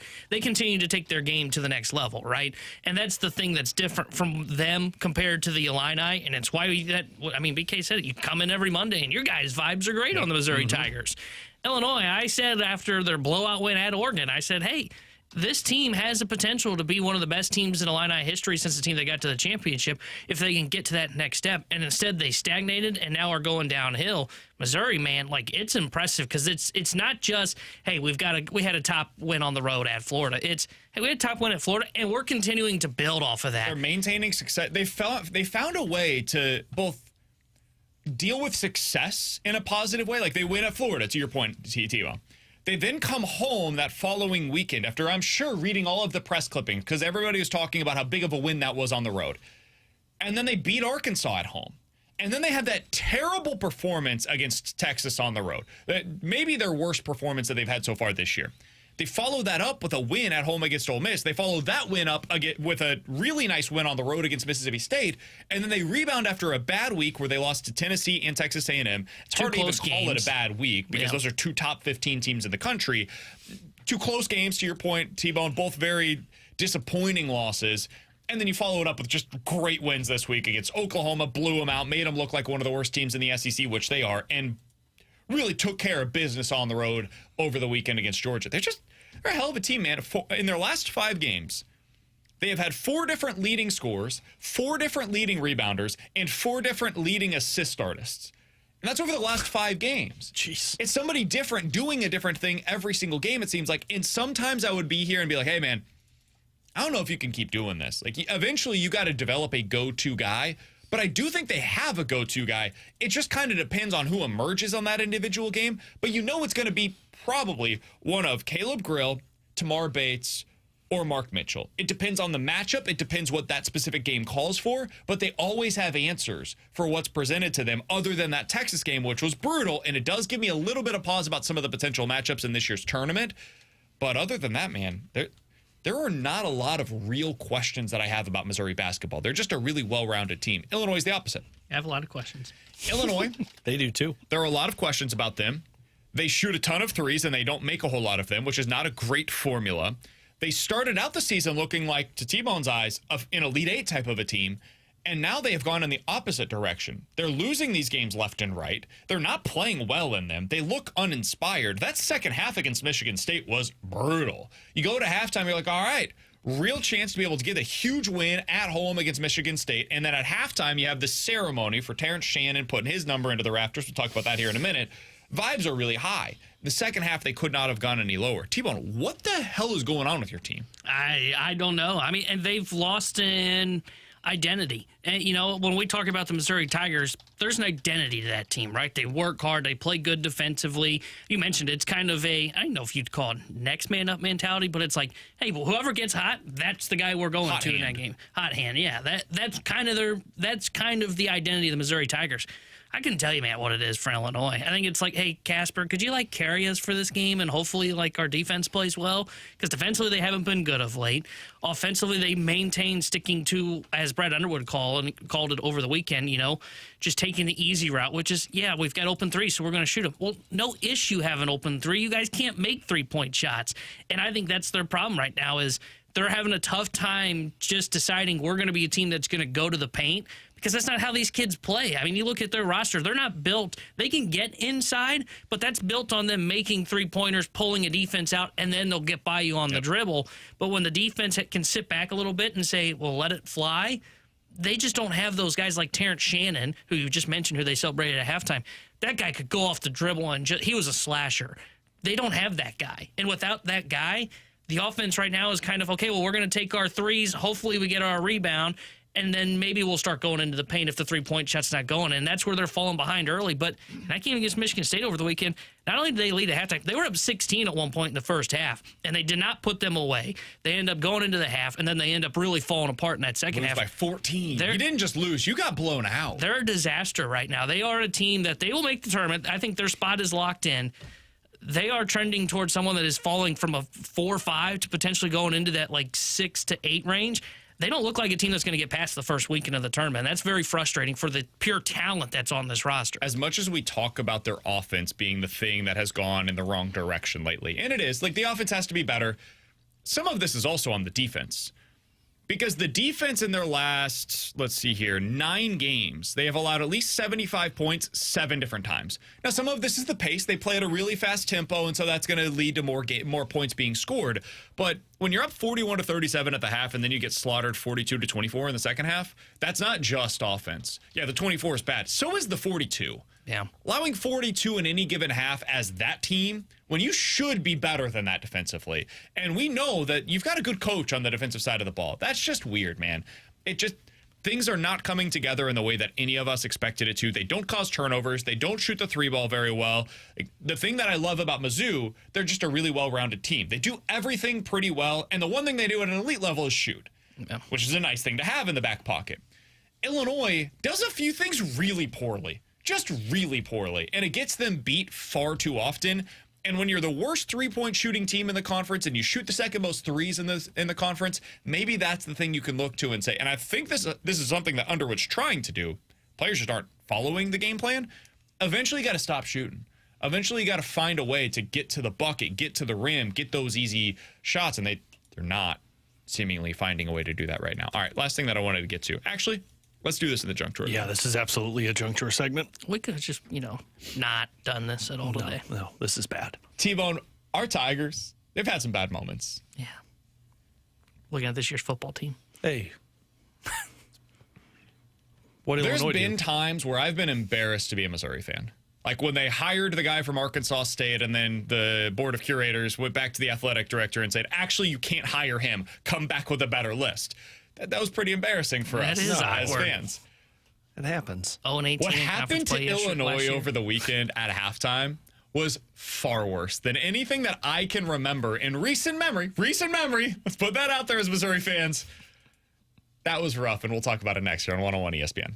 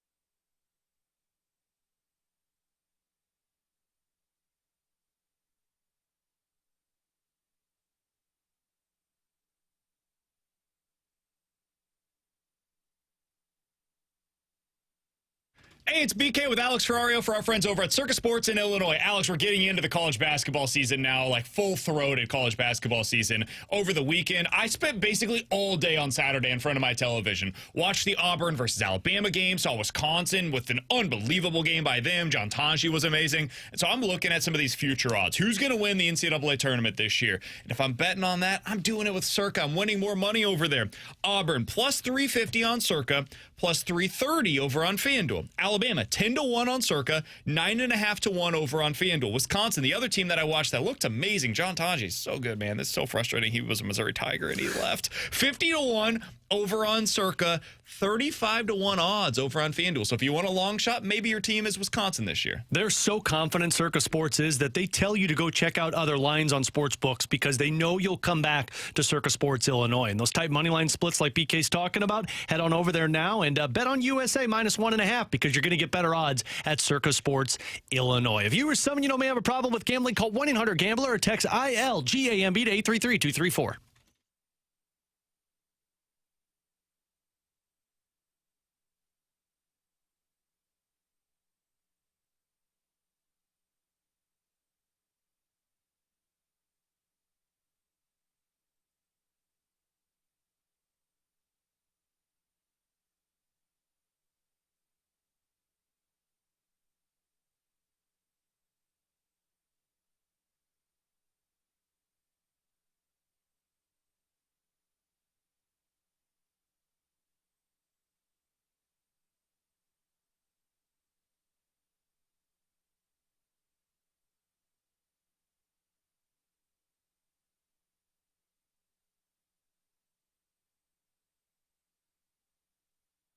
Terrence, please unveil the banner for your honor jersey that will hang from the ceiling of State Park Center.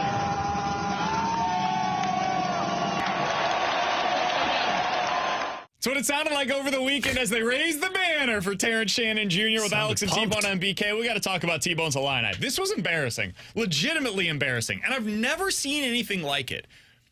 At halftime of their game, they're honoring Terrence Shannon, one of the best players in recent program history, and they raise the banner. It's got his number on it. It's going to go into the rafters forever, except that they can't do that because they have to turn it upside down because somebody screwed up. Many somebodies, let's be honest. Yeah, that got through like 17 people. I don't know how this, for anybody that didn't see it, the actual banner itself, like, it has his jersey on there. And you can see that it is literally flipped. It's like if you took an image and just flipped it 180 degrees. That's how everything was formatted. So you have to like turn it over and put it on the top. I don't know how this happened. After the game, it was so frustrating for them that Josh Whitman, the Illinois AD, went to the press room prior to Brad Underwood addressing the media after what was an embarrassing loss as well. And it's not great, guys. Went to the press room and was like, hey, I got to address what happened at halftime. Here's what that sounded like. Obviously, we had a regrettable situation at halftime with the jersey around Terrence's celebration. I just wanted to address that briefly before Brad came up and talked about the game. Obviously, really regrettable moment. It's a shame that it happened that way. Of course, I didn't hang the jersey, but I'm ultimately responsible for everything that happens in this building. And ultimately, that means that was on me tonight. All right. That was a BK moment if I've ever heard it. Yeah. Accept the compliments, deflect the blame. It's very clear. That was not me. I was there. Not me. I was the one that they sent it to me. Umbrella. And they said, this is it. That was when BK blamed me for when we booked Ryan Braun. Yeah, he's the one who sent me the phone number for that Ryan Braun. Should have checked it. Just like if you or him. You should have checked it. If you're Whitman. Don't you at some point have to be like, hey, we're good here, right? Everything's good? Okay, just let's go ahead and check this out. Let's do a trial run real quick. And then you got to notice at some point. Wait a minute, Shannon's on the bottom. Is this supposed to be the other way? It looks kind of funny to me. What I think happened was when it was sent to the graphics department to actually put it together, they like reversed, they 180'd it on the document, and then they said, yep, this is good, print it. And I know exactly what happened. So the banner was upside down. Whoop-de-doo, how tragic. The loss was far more impactful, really. Yeah, sure. You lost against a really good Michigan State team, and you fell apart in it. That's not great, but that's the way that your team has been trending. That Let's be honest here. happens. Sorry, Illinois fans, but it's true. I think the loss happened because they did the jersey upside down at halftime.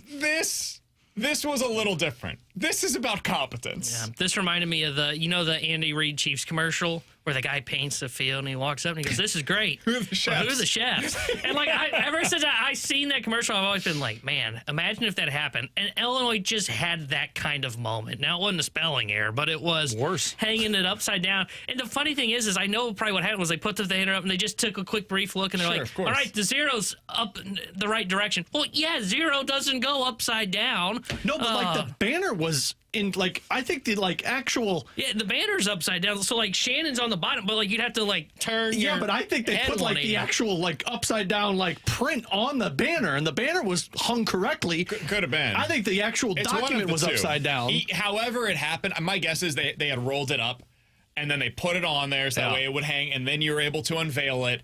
And they just never checked it first because you should be able to just roll it up after you check it. They didn't do that. So there was no... It's like yesterday. We went to Buffalo Wild Wings. And I love my friends over at Buffalo Wild Wings. Used to work there once upon a time. You should check the bags before you send out the to-go order. You should. What happened, buddy? Well, are you blaming them or yourself? Yeah, you should have done. I'm not going to put this on my father-in-law, Keith, but, they told him, we've checked it, everything's in there. And when he came home, we were missing about half of our order. The number one rule of pick up food and delivery food, check it before you leave. Yeah, you got to have that quality check right before you leave. They never tried that there with Illinois, and they never tried it last night for our B-dubs. So our son Stay hot, Illinois. mac and cheese. We're never retiring another jersey. Yeah, probably we're not shouldn't. capable. To be fair, you also need players that are good to be able to retire their jerseys. That's so also T-Bone true. and Alex on VK. Coming up next. Did Mo misspeak, or is this something we need to monitor during the spring? We'll talk about that next here on 101 ESPN.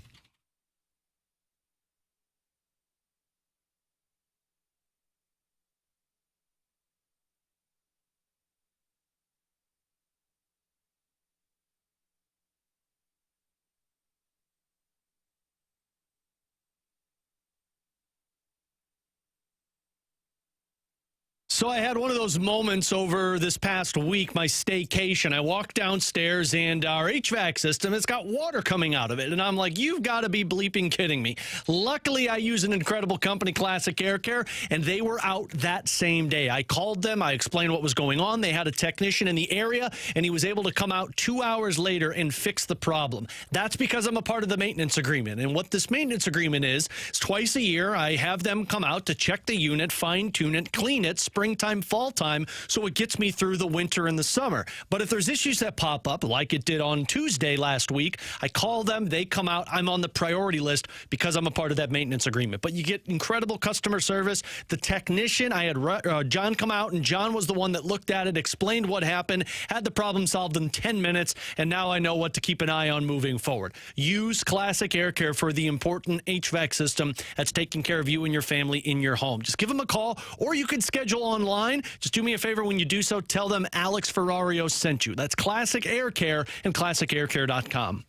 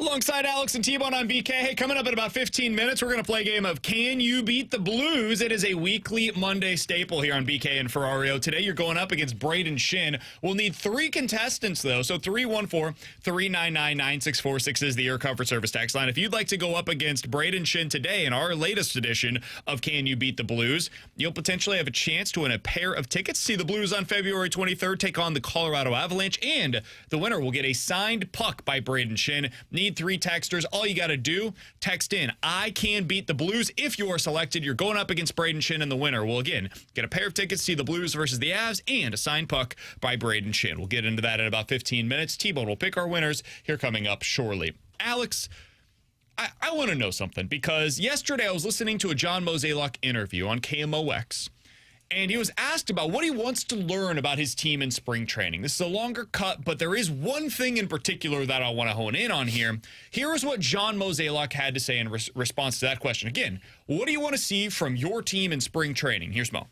Well, I think the key is to really get an understanding of what our lineup's going to look like, who's in center, who's in right. You know, ultimately, when you look back to last year, we had some offensive struggles. We had a hard time consistently putting up runs. We played in a lot of one-run games, a lot of tight games. So I think we put a lot of pressure on our pitching, on our defense. And will we have the ability to see some of these young hitters take that step forward and be that impact bat that we think they're capable of doing? And if we do, should be a fun team to watch. If we don't, then it's probably going to look a lot like last year. All right, can you go back to the beginning of that for me, T-Bone? Because I feel like he said something there at the beginning. Yeah, you need to see what you have in center field. What was the second position he mentioned there? Out. Like who's in center, who's in right. Okay, cool. So cool. Why is that a question that we're trying to learn about, Alex? Well, because there's a lot of options that you can go through in right field. You've got Lars Nootbaar, who could potentially play over there. If you got to get Brendan Donovan at bats, Brendan Donovan is an option. You do have Alec Burleson, who played in right field. Victor Scott and Michael Ciani are competing for this team. Fermin went to the Winter League and played outfield. Wilson Contreras has the ability to be an outfielder. I don't think I'm missing anybody. Hell, so JC could do it. Yeah, so JC's probably a corner outfielder at some point for you. You got a lot of options, BK. You got to figure out who's going to fit What's there. that left-handed bat on the 40-man that Michael Hellman? No. The new guy? Yeah, I was Hellman. thinking there's an outfielder like Matt Kopernick or whatever. Oh, Koperniak. Koperniak. Yeah, he's on the 40-man. Yeah, I mean, they've got Juan Bin Cho, who probably is going to get an opportunity 4 years 15 away. years from He's now. the classic 2 years away from being 2 years away thing. Yeah, from they drafted Chase Davis. I think we Jordan named Walker's everybody. the answer. What are we doing here? I forgot about that guy. Oh, yeah, That's gotta be the. He just forgot, right? Yeah. Like he was About talking, Jordan Walker? and then he was like, "What do we want to find out?" Well, we got to find out what's going on in center field, and then his mind just went to, well, the next thing that it comes up in the field is the right fielder. So that's what I'm going to say next. And it's just a because Mo was caught off guard with that question that he wasn't expecting to be thrown at him. He's got to be talking about left, right? No, because I think that's the same question too. Well, if there is a trickle-down effect. What happens in center field affects what happens in left. So if you have Nootbaar starting in center, well, that means probably Brendan Donovan is starting in left. I suppose it could be possible that you go with Alec Burleson starting in left, Donnie at second, and then that puts Gorman at DH. Like, there are different ways that you can construct the lineup. It's mostly the same players, but it's just positionally where they end up. And Katie told us earlier today, they don't want to do the thing where they're moving players around the field at all times. They want to put guys in a spot and just allow them to go have that runway to either have success or to fail, depending on what ends up happening this year. I just want to make sure that we're on this. It was a misspeak. Yeah. We don't have to worry about Jordan Walker like playing a different position. There's no chance he's like your DH on opening day, They've right? never Or your like third sent him baseman. down or looked to change Contreras' position. Because the reason that I bring this up, what if he's not very good defensively in spring training, and they decide to go with like Donovan in right, Nootbaar in left, Ciani in center, Gorman at second, Walker at DH. The BFIB will burn if that's the case.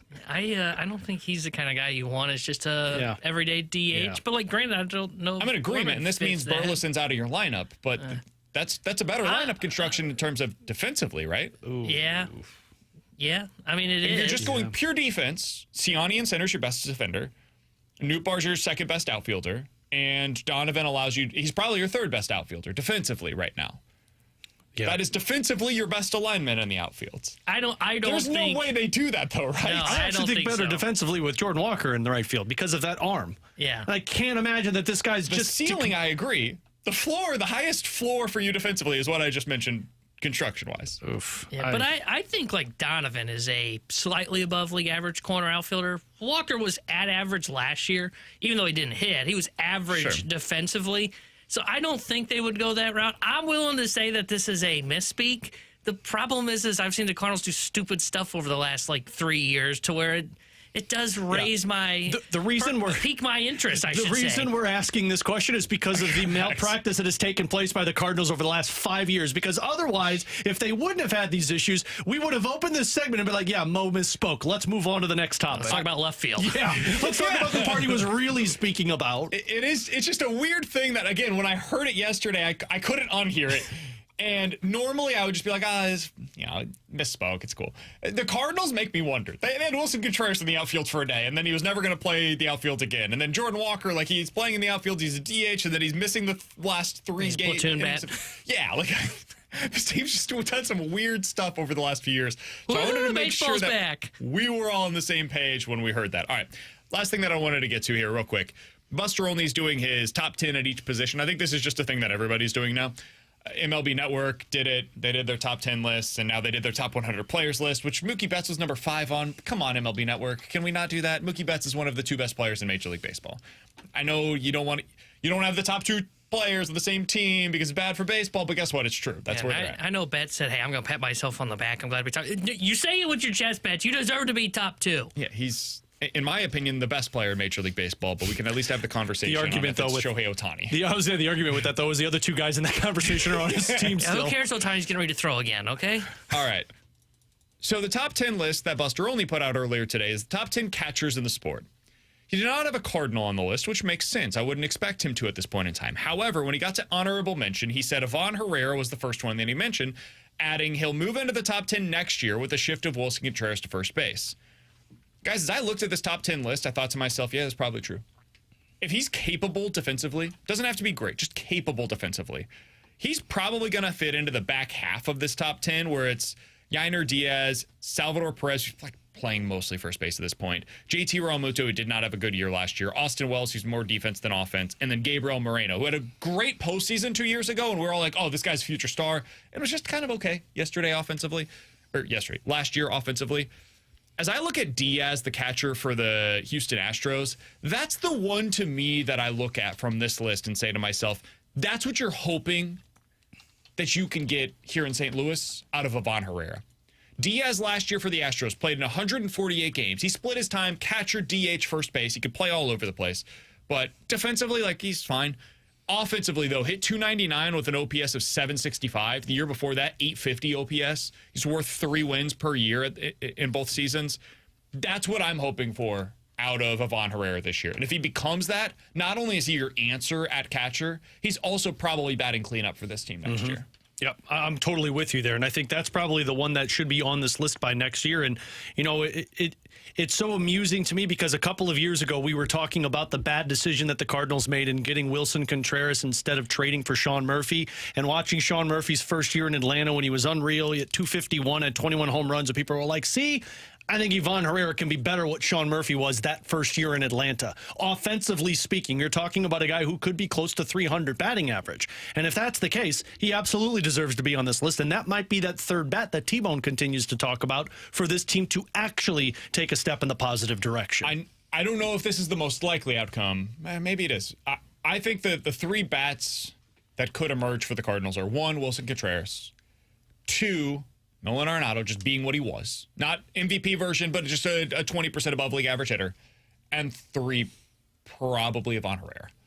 He's the one that I feel the best about reaching that. And then you hope one of Nootbaar, Donovan, or Gorman, or Walker kind of takes that next step in their career and become the complementary piece to that. And now you're talking about a lineup that can really compete. So my 3, the 2, Arenado and Contreras, my third one would be Alec Burleson. I think Burleson, he might not even play. Yeah.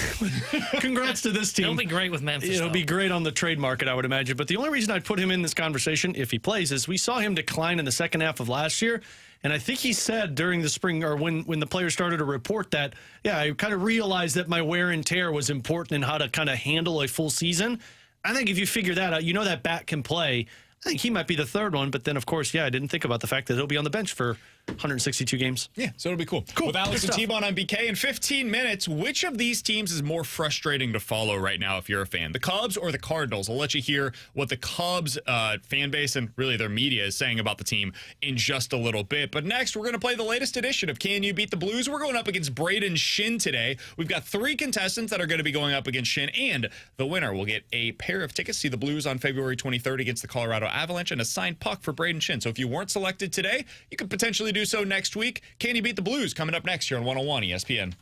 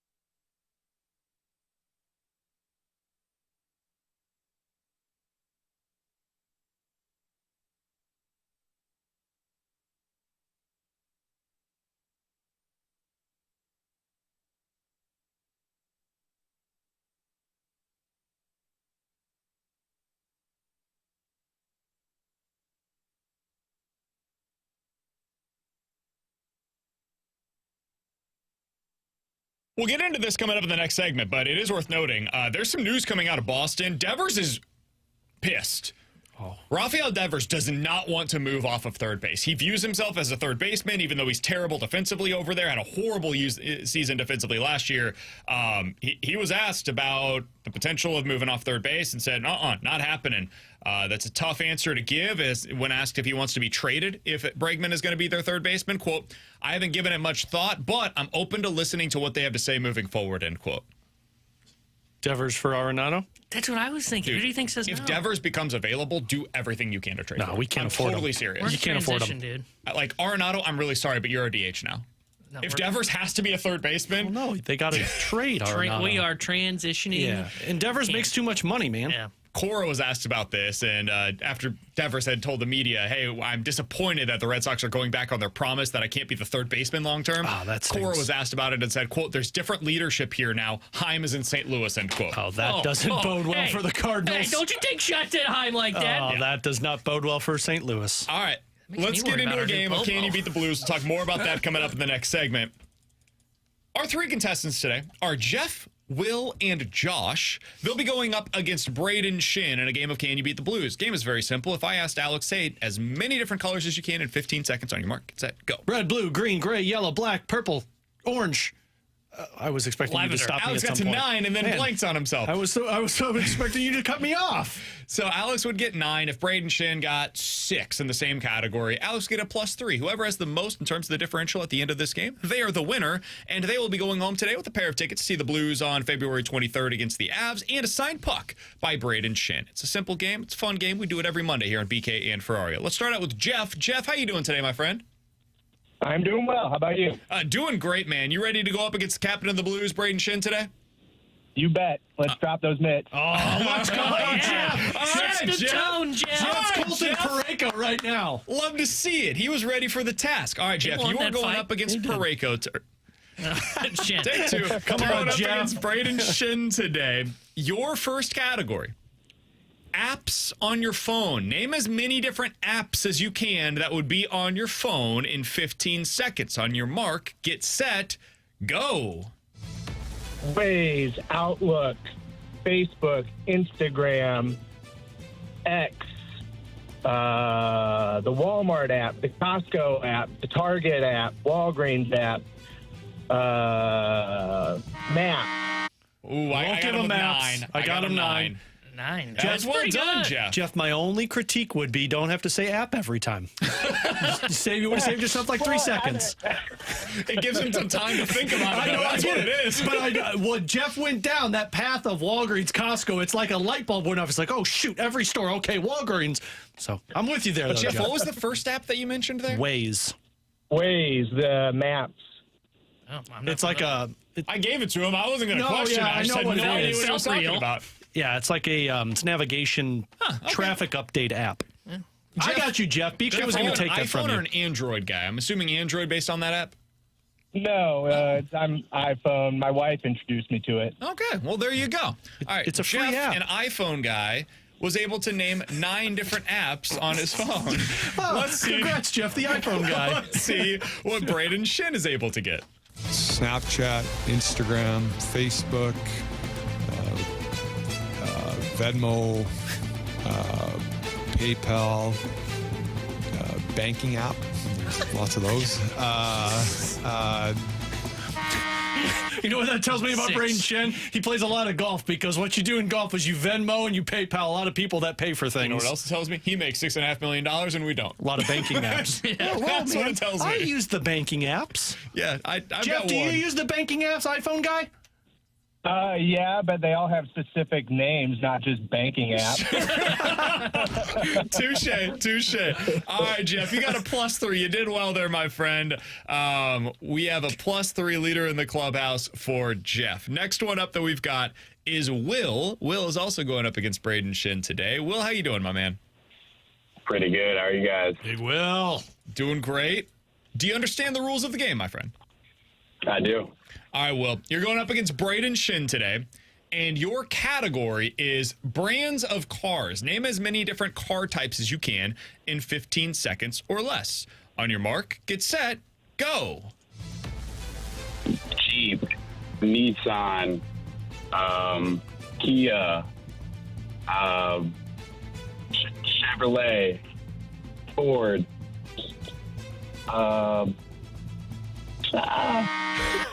Jeff, you got 3 more than what I would have gotten. That was Will. Jeff was the last one. Sorry, He's the Will. iPhone guy. Will's the car guy. Maybe not quite as big of a car Will's guy. the car guy. Will, are you a car guy? No, definitely not. I assumed as much. Me neither. Didn't wanna- Will. Yeah, Me neither. I would have also done poorly on that one. Not that you did poorly. You did, I would say average. 5. Average performance. I mean, I would have good. gotten 2. Really? I probably would have gotten Chevrolet, Toyota, I What would do you have named my drive? 2 cars. a Nissan. Wouldn't have even thought of it. Wouldn't have even thought of it. Well, for a minute there before we started, I forgot the topic, and so I'm like, oh, okay, truck, car, SUV, Motorcycle. I'm out. Airplane? I don't know. Is that a car? It's a vehicle. All right, let's see if Braden Shin knows his cars. BMW, Audi, Jeep, Mercedes, Chevy, Ford, Tesla, Rivian, Lamborghini, Ferrari? Tell me you're in a different tax bracket without telling me you're in a different tax bracket. One of those was like, this doesn't match the others. Was it 9? 9 for 9, Shin. yeah. Yeah. All right, so that's a +4 in favor of Shin. Will, unfortunately, Sorry, Will. You did not beat the Blues today. No, it's all right, buddy. I would have been in the same spot as you. Who would have known that Braden Shen was a car guy? Well, when you come out, what was his first one that he had there? Mercedes, wasn't it? Yeah, or that's was it pretty good. BMW? BMW was first. And then it was he went on Mercedes, to- and then he said Audi. Yeah. I'm like, yeah, I'm none of these categories. I'm still trying to figure out if it's SUV or truck.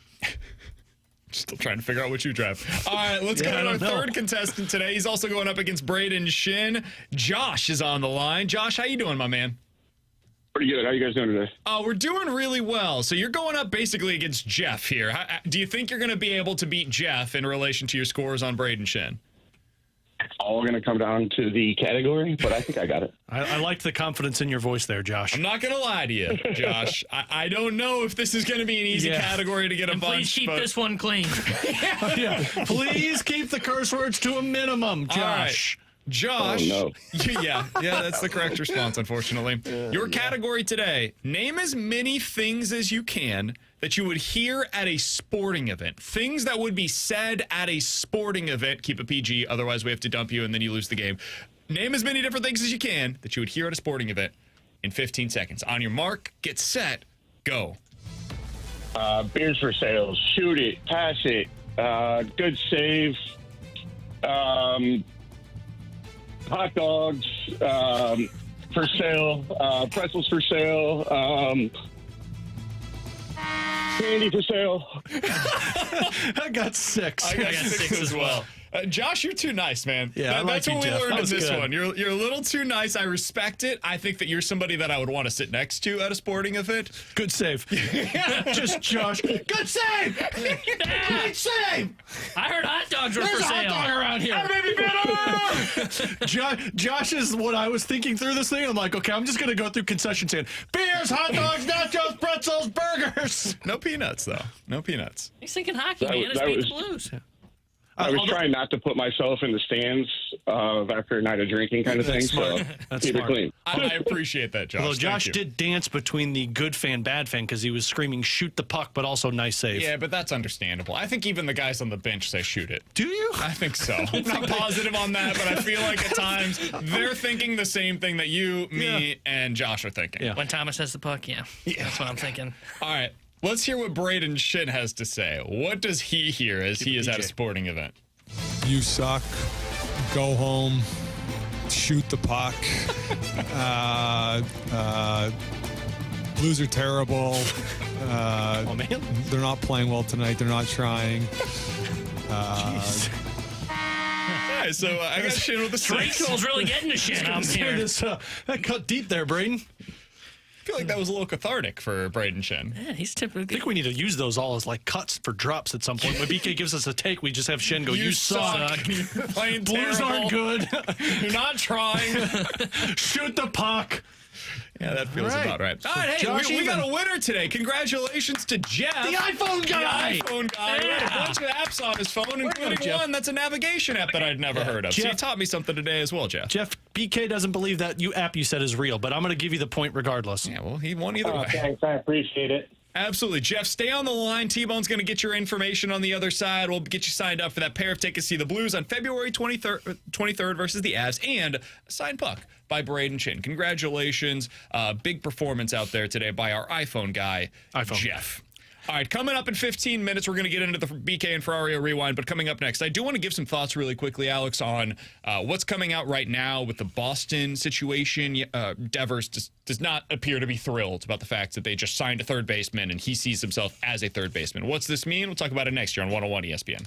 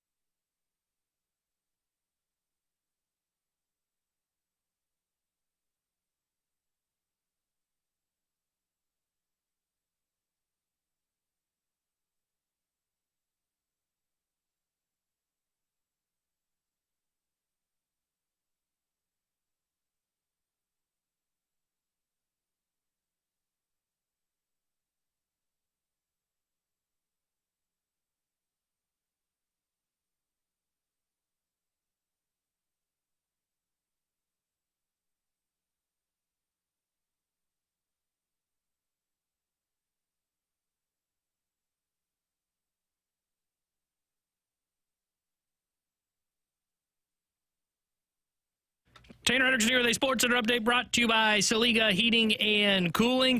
Today they wrap up round robin in the Four Nations tournament. Canada currently taking on Finland, and the Canadians lead it 4-0 about halfway through the second period. And tonight here on 101 ESPN, you can hear USA take on Sweden as well. Pregame coverage starting at 6 o'clock. Puck drop at 7. The Sports Update is brought to you by Saliga Heating and Cooling, independent American Standard heating and air conditioning dealer.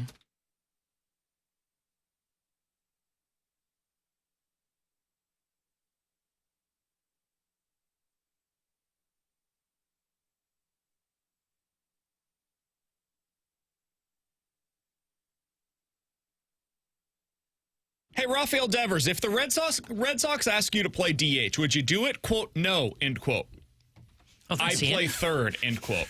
Oh, okay, but... No, that was it. Okay. Didn't add anything more. That was it. I mean, glad I used when asked if he wants to be traded, if they tell him that Bregman is the third baseman, he added, quote, that's tough to answer. I haven't given it much thought, but I'm open to listening to what they have to say moving forward, end quote. Then there's more. Devers was obviously disappointed. I think it's fair to say that the Red Sox could end up moving him away from the spot that they promised him when he signed a long-term deal he would be at. And Alex Cora was meeting with the media, who's one of the most powerful managers in Major League Baseball. It sure seems like Cora was kind of leading the charge on signing a new third baseman, which has clearly pissed off his star player. Corey said, quote, there's different leadership here now, adding, Chaim is in St. Louis, end quote. Alex, there's a lot of different ways that you could go about, constructing a roster and building your baseball team. One of them, though, is keeping your stars happy. That's a really important note when you're constructing a roster. And Rafel Devers is one of the best players in Major League Baseball. That being said, he was horrible defensively last year. One of the biggest issues for the Red Sox is that he's just a really bad defensive third baseman. But he's only 28 years old. Suppose it's possible he could get a little bit better there. And the bat plays no matter where you put it. What do you do in this spot if you're the Red Sox? Are you asking me from Alex Cora's perspective or ownership? Yeah. Because from Alex Cora's perspective, I put the best product on the field to win baseball games. I just had my ownership go out there and sign Alex Bregman to a big deal. Big deal meaning he can opt out after the first year, but big deal in terms of money. I need to win. And so, Devers, if you're a liability at third base, you're not playing third base. If I'm ownership, I got to keep Rafel Devers happy, because the one thing keeping me from being a terrible team versus a competitive team is Rafel Devers. And if I piss that guy off, you could pull the whole card of, hey, you're under contract until you're 37 years old, so good luck going somewhere. But he can also demand to be traded, and we all know how ugly those things can get. So this is about as tough of a situation as you can ask. But, I mean, I get it from Alex Cora's perspective. I got to win baseball games. And Devers is a liability at third base. It is one of those things that almost kind of makes you appreciate the way that Arenado approached it this offseason. Now, it's different being 28 versus 34. That's definitely part of this conversation. This is a 6-year difference between where Devers is at and Arenado's at. But Arenado said, hey, if it makes sense for the team that's acquiring me to put me at first base or DH, whatever they need to do, cool, I'm willing to do whatever it is just to get to the right spot. Devers is basically saying, in no uncertain terms, no, I play third, and that's what I do. This is my team. I am your third baseman. Do not put somebody else there, or I want out. That's essentially what he's doing here. They've got Story back. He's expected to be their shortstop this season. As of today, it makes sense, I suppose, to put Bregman at second. You're right, though, Alex. Your best roster construction does not include Bregman at second base. It includes Rafel Devers as either a first baseman, but now they have Costas still. It's probably not there. It's a DH. Mm-hmm. That is their best lineup, the way that it should be constructed. Man, this is a tough spot to be in. The thing that I don't understand is how this wasn't already cleared up. Yeah. Because I think Alex Cora believed is like, he'll just do what I tell him to do. But they've been pursuing a third baseman all offseason. They had to know that this is where Devers was coming from. Devers hasn't exactly made it a secret that he doesn't want to move from third base. I guess they just thought it would change whenever they got Bregman or got Arenado. I suppose that's what they were coming. I don't know. This is weird, man. See, I always thought that the reason they weren't going after Arenado and were going after Bregman was because they could put Bregman at second base and keep Devers there. So this is a little surprising to me. But the reason that Cora wanted a third baseman was the defense. Right, but with Devers being so adamant about how I'm not moving, that's why I thought they were more emphasizing Bregman. But I think we're coming at it the same way, but for different reasons. I think the reason why they were looking to acquire one of Bregman or Arenado, at least from Cora's standpoint, was we have to move Devers. Like, the starting point is we are moving Devers, and then that gets you to, okay, what do we need? We need a third baseman that helps us defensively over there. I find this to be fascinating, man. I don't know how it ends up playing out. My guess is cooler heads end up prevailing, and Devers looks at it and says, like, hey, you know, for the best of my career, for the best of this team, they need me to put myself at DH, and it is what it is. But what if that doesn't happen? I say you trade 2 disgruntled third basemen and put one in Boston and one in St. Louis. I don't think the Red Sox would even consider trading him. I certainly wouldn't if I'm them. Yeah, Heim's not in What would St. your Louis best anymore. package look like? Like, if you're the Cardinals, what are you willing to do to make this work? Now, that it's worth noting, this moves Nolan Arenado probably to first, I guess. No, he'd be DH. Yeah, DH. Okay, sure. Either Or way. Devers. Hey, we're acquiring Devers to put him at DH. Or maybe Arenado goes to second base. I think in this scenario, Arenado probably moves over to first in my ideal world. Contreras is your DH. Yeah. I'm willing to consider, like, Burleson, Gorman plus. I was going to say Gorman would be where Gorman's the starting that's the point. starting point. And yeah, I mean, I don't care what you want from me. Have it. I want Rafel Devers because he's locked up until he's 36 years old. That bat, like you said, plays anywhere. I'll deal with the ramifications of you being bad at third base. I got a superstar. I got bad defenders all over the yard. You're the least of our concerns. At least you hit. My team's been brutal for a while. I just need a superstar. So, yeah, whatever. Pick your poison. But I would imagine Boston's starting point is Nolan Gorman because there's your second baseman. There's a power bat that replaces Rafel Devers. Can you imagine if you're a Red Sox fan right now? And you're just thinking to yourself, like, man, we had Mookie Betts. He'll play literally anywhere. He played shortstop last year for the Reds or for the Dodgers just because they needed it. And this year, I guess he's kind of doing more of that. He's super utility. He again. always starts at like second, short, whatever. And he's up in right field. By the end of the season, he's going to play right field. He's going to be a borderline Gold Glove defender out there. He's going to hit like 300. He's going to be one of the best players in the sport every single season. Dude, you had him, man. You guys had that player. And he'll do anything that is necessary in order to win. He's unbelievable on the field, such a charismatic guy off the field. And this isn't necessarily me calling out Rafel Devers necessarily, but like, you had the dude that you wanted that does all the things that are team first, and now you got Devers for the next decade, who is a terrible defender at third base, and he just refuses to move off of the position. It's quite the choice to make if you're a team. I'll put it that way. They gave him the $300 million that they could have otherwise earmarked for, Mookie bleeping Betts. It's fine, man. It's fine. Rafel Devers is a leader, and he's showcasing that ability right now. Absolutely. With Alex and T-Bone, I'm BK. Coming up next, The Rewind here on 101 ESPN.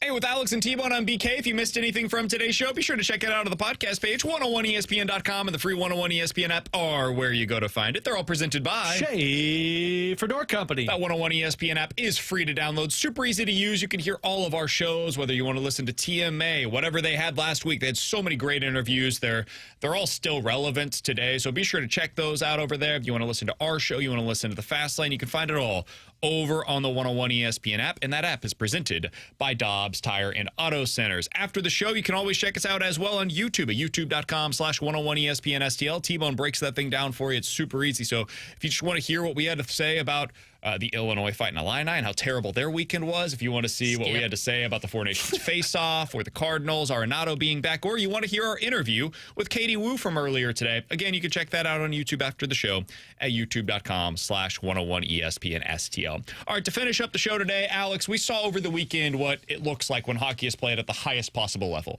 Canada versus USA, the very beginning was amazing. It was heated, obviously, for a million different reasons. One, these teams haven't really met in a decade. You add into that, like, what's going on politically. I'm not getting into that, but just, like, it's the backdrop to all of this. The national anthem being booed before, and that's a storyline there for this game as well.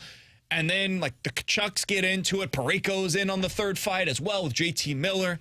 What was your biggest takeaway from what we saw over the weekend and really what we've seen thus far in the Four Nations face-off? And it looks like Canada is going to be playing the U.S. again later on this week. Yeah, as T-Bone said in the break, it should have been a Three Nations tournament because Finland hasn't been very competitive in either game. Four Nations with Russia, either way. Yeah, well, that would be great just to get that team back. But, I mean, for me, this was massive for the sport of hockey because you said it best in the open. Like, if you weren't a fan of hockey after watching that first period, hockey's just not for you.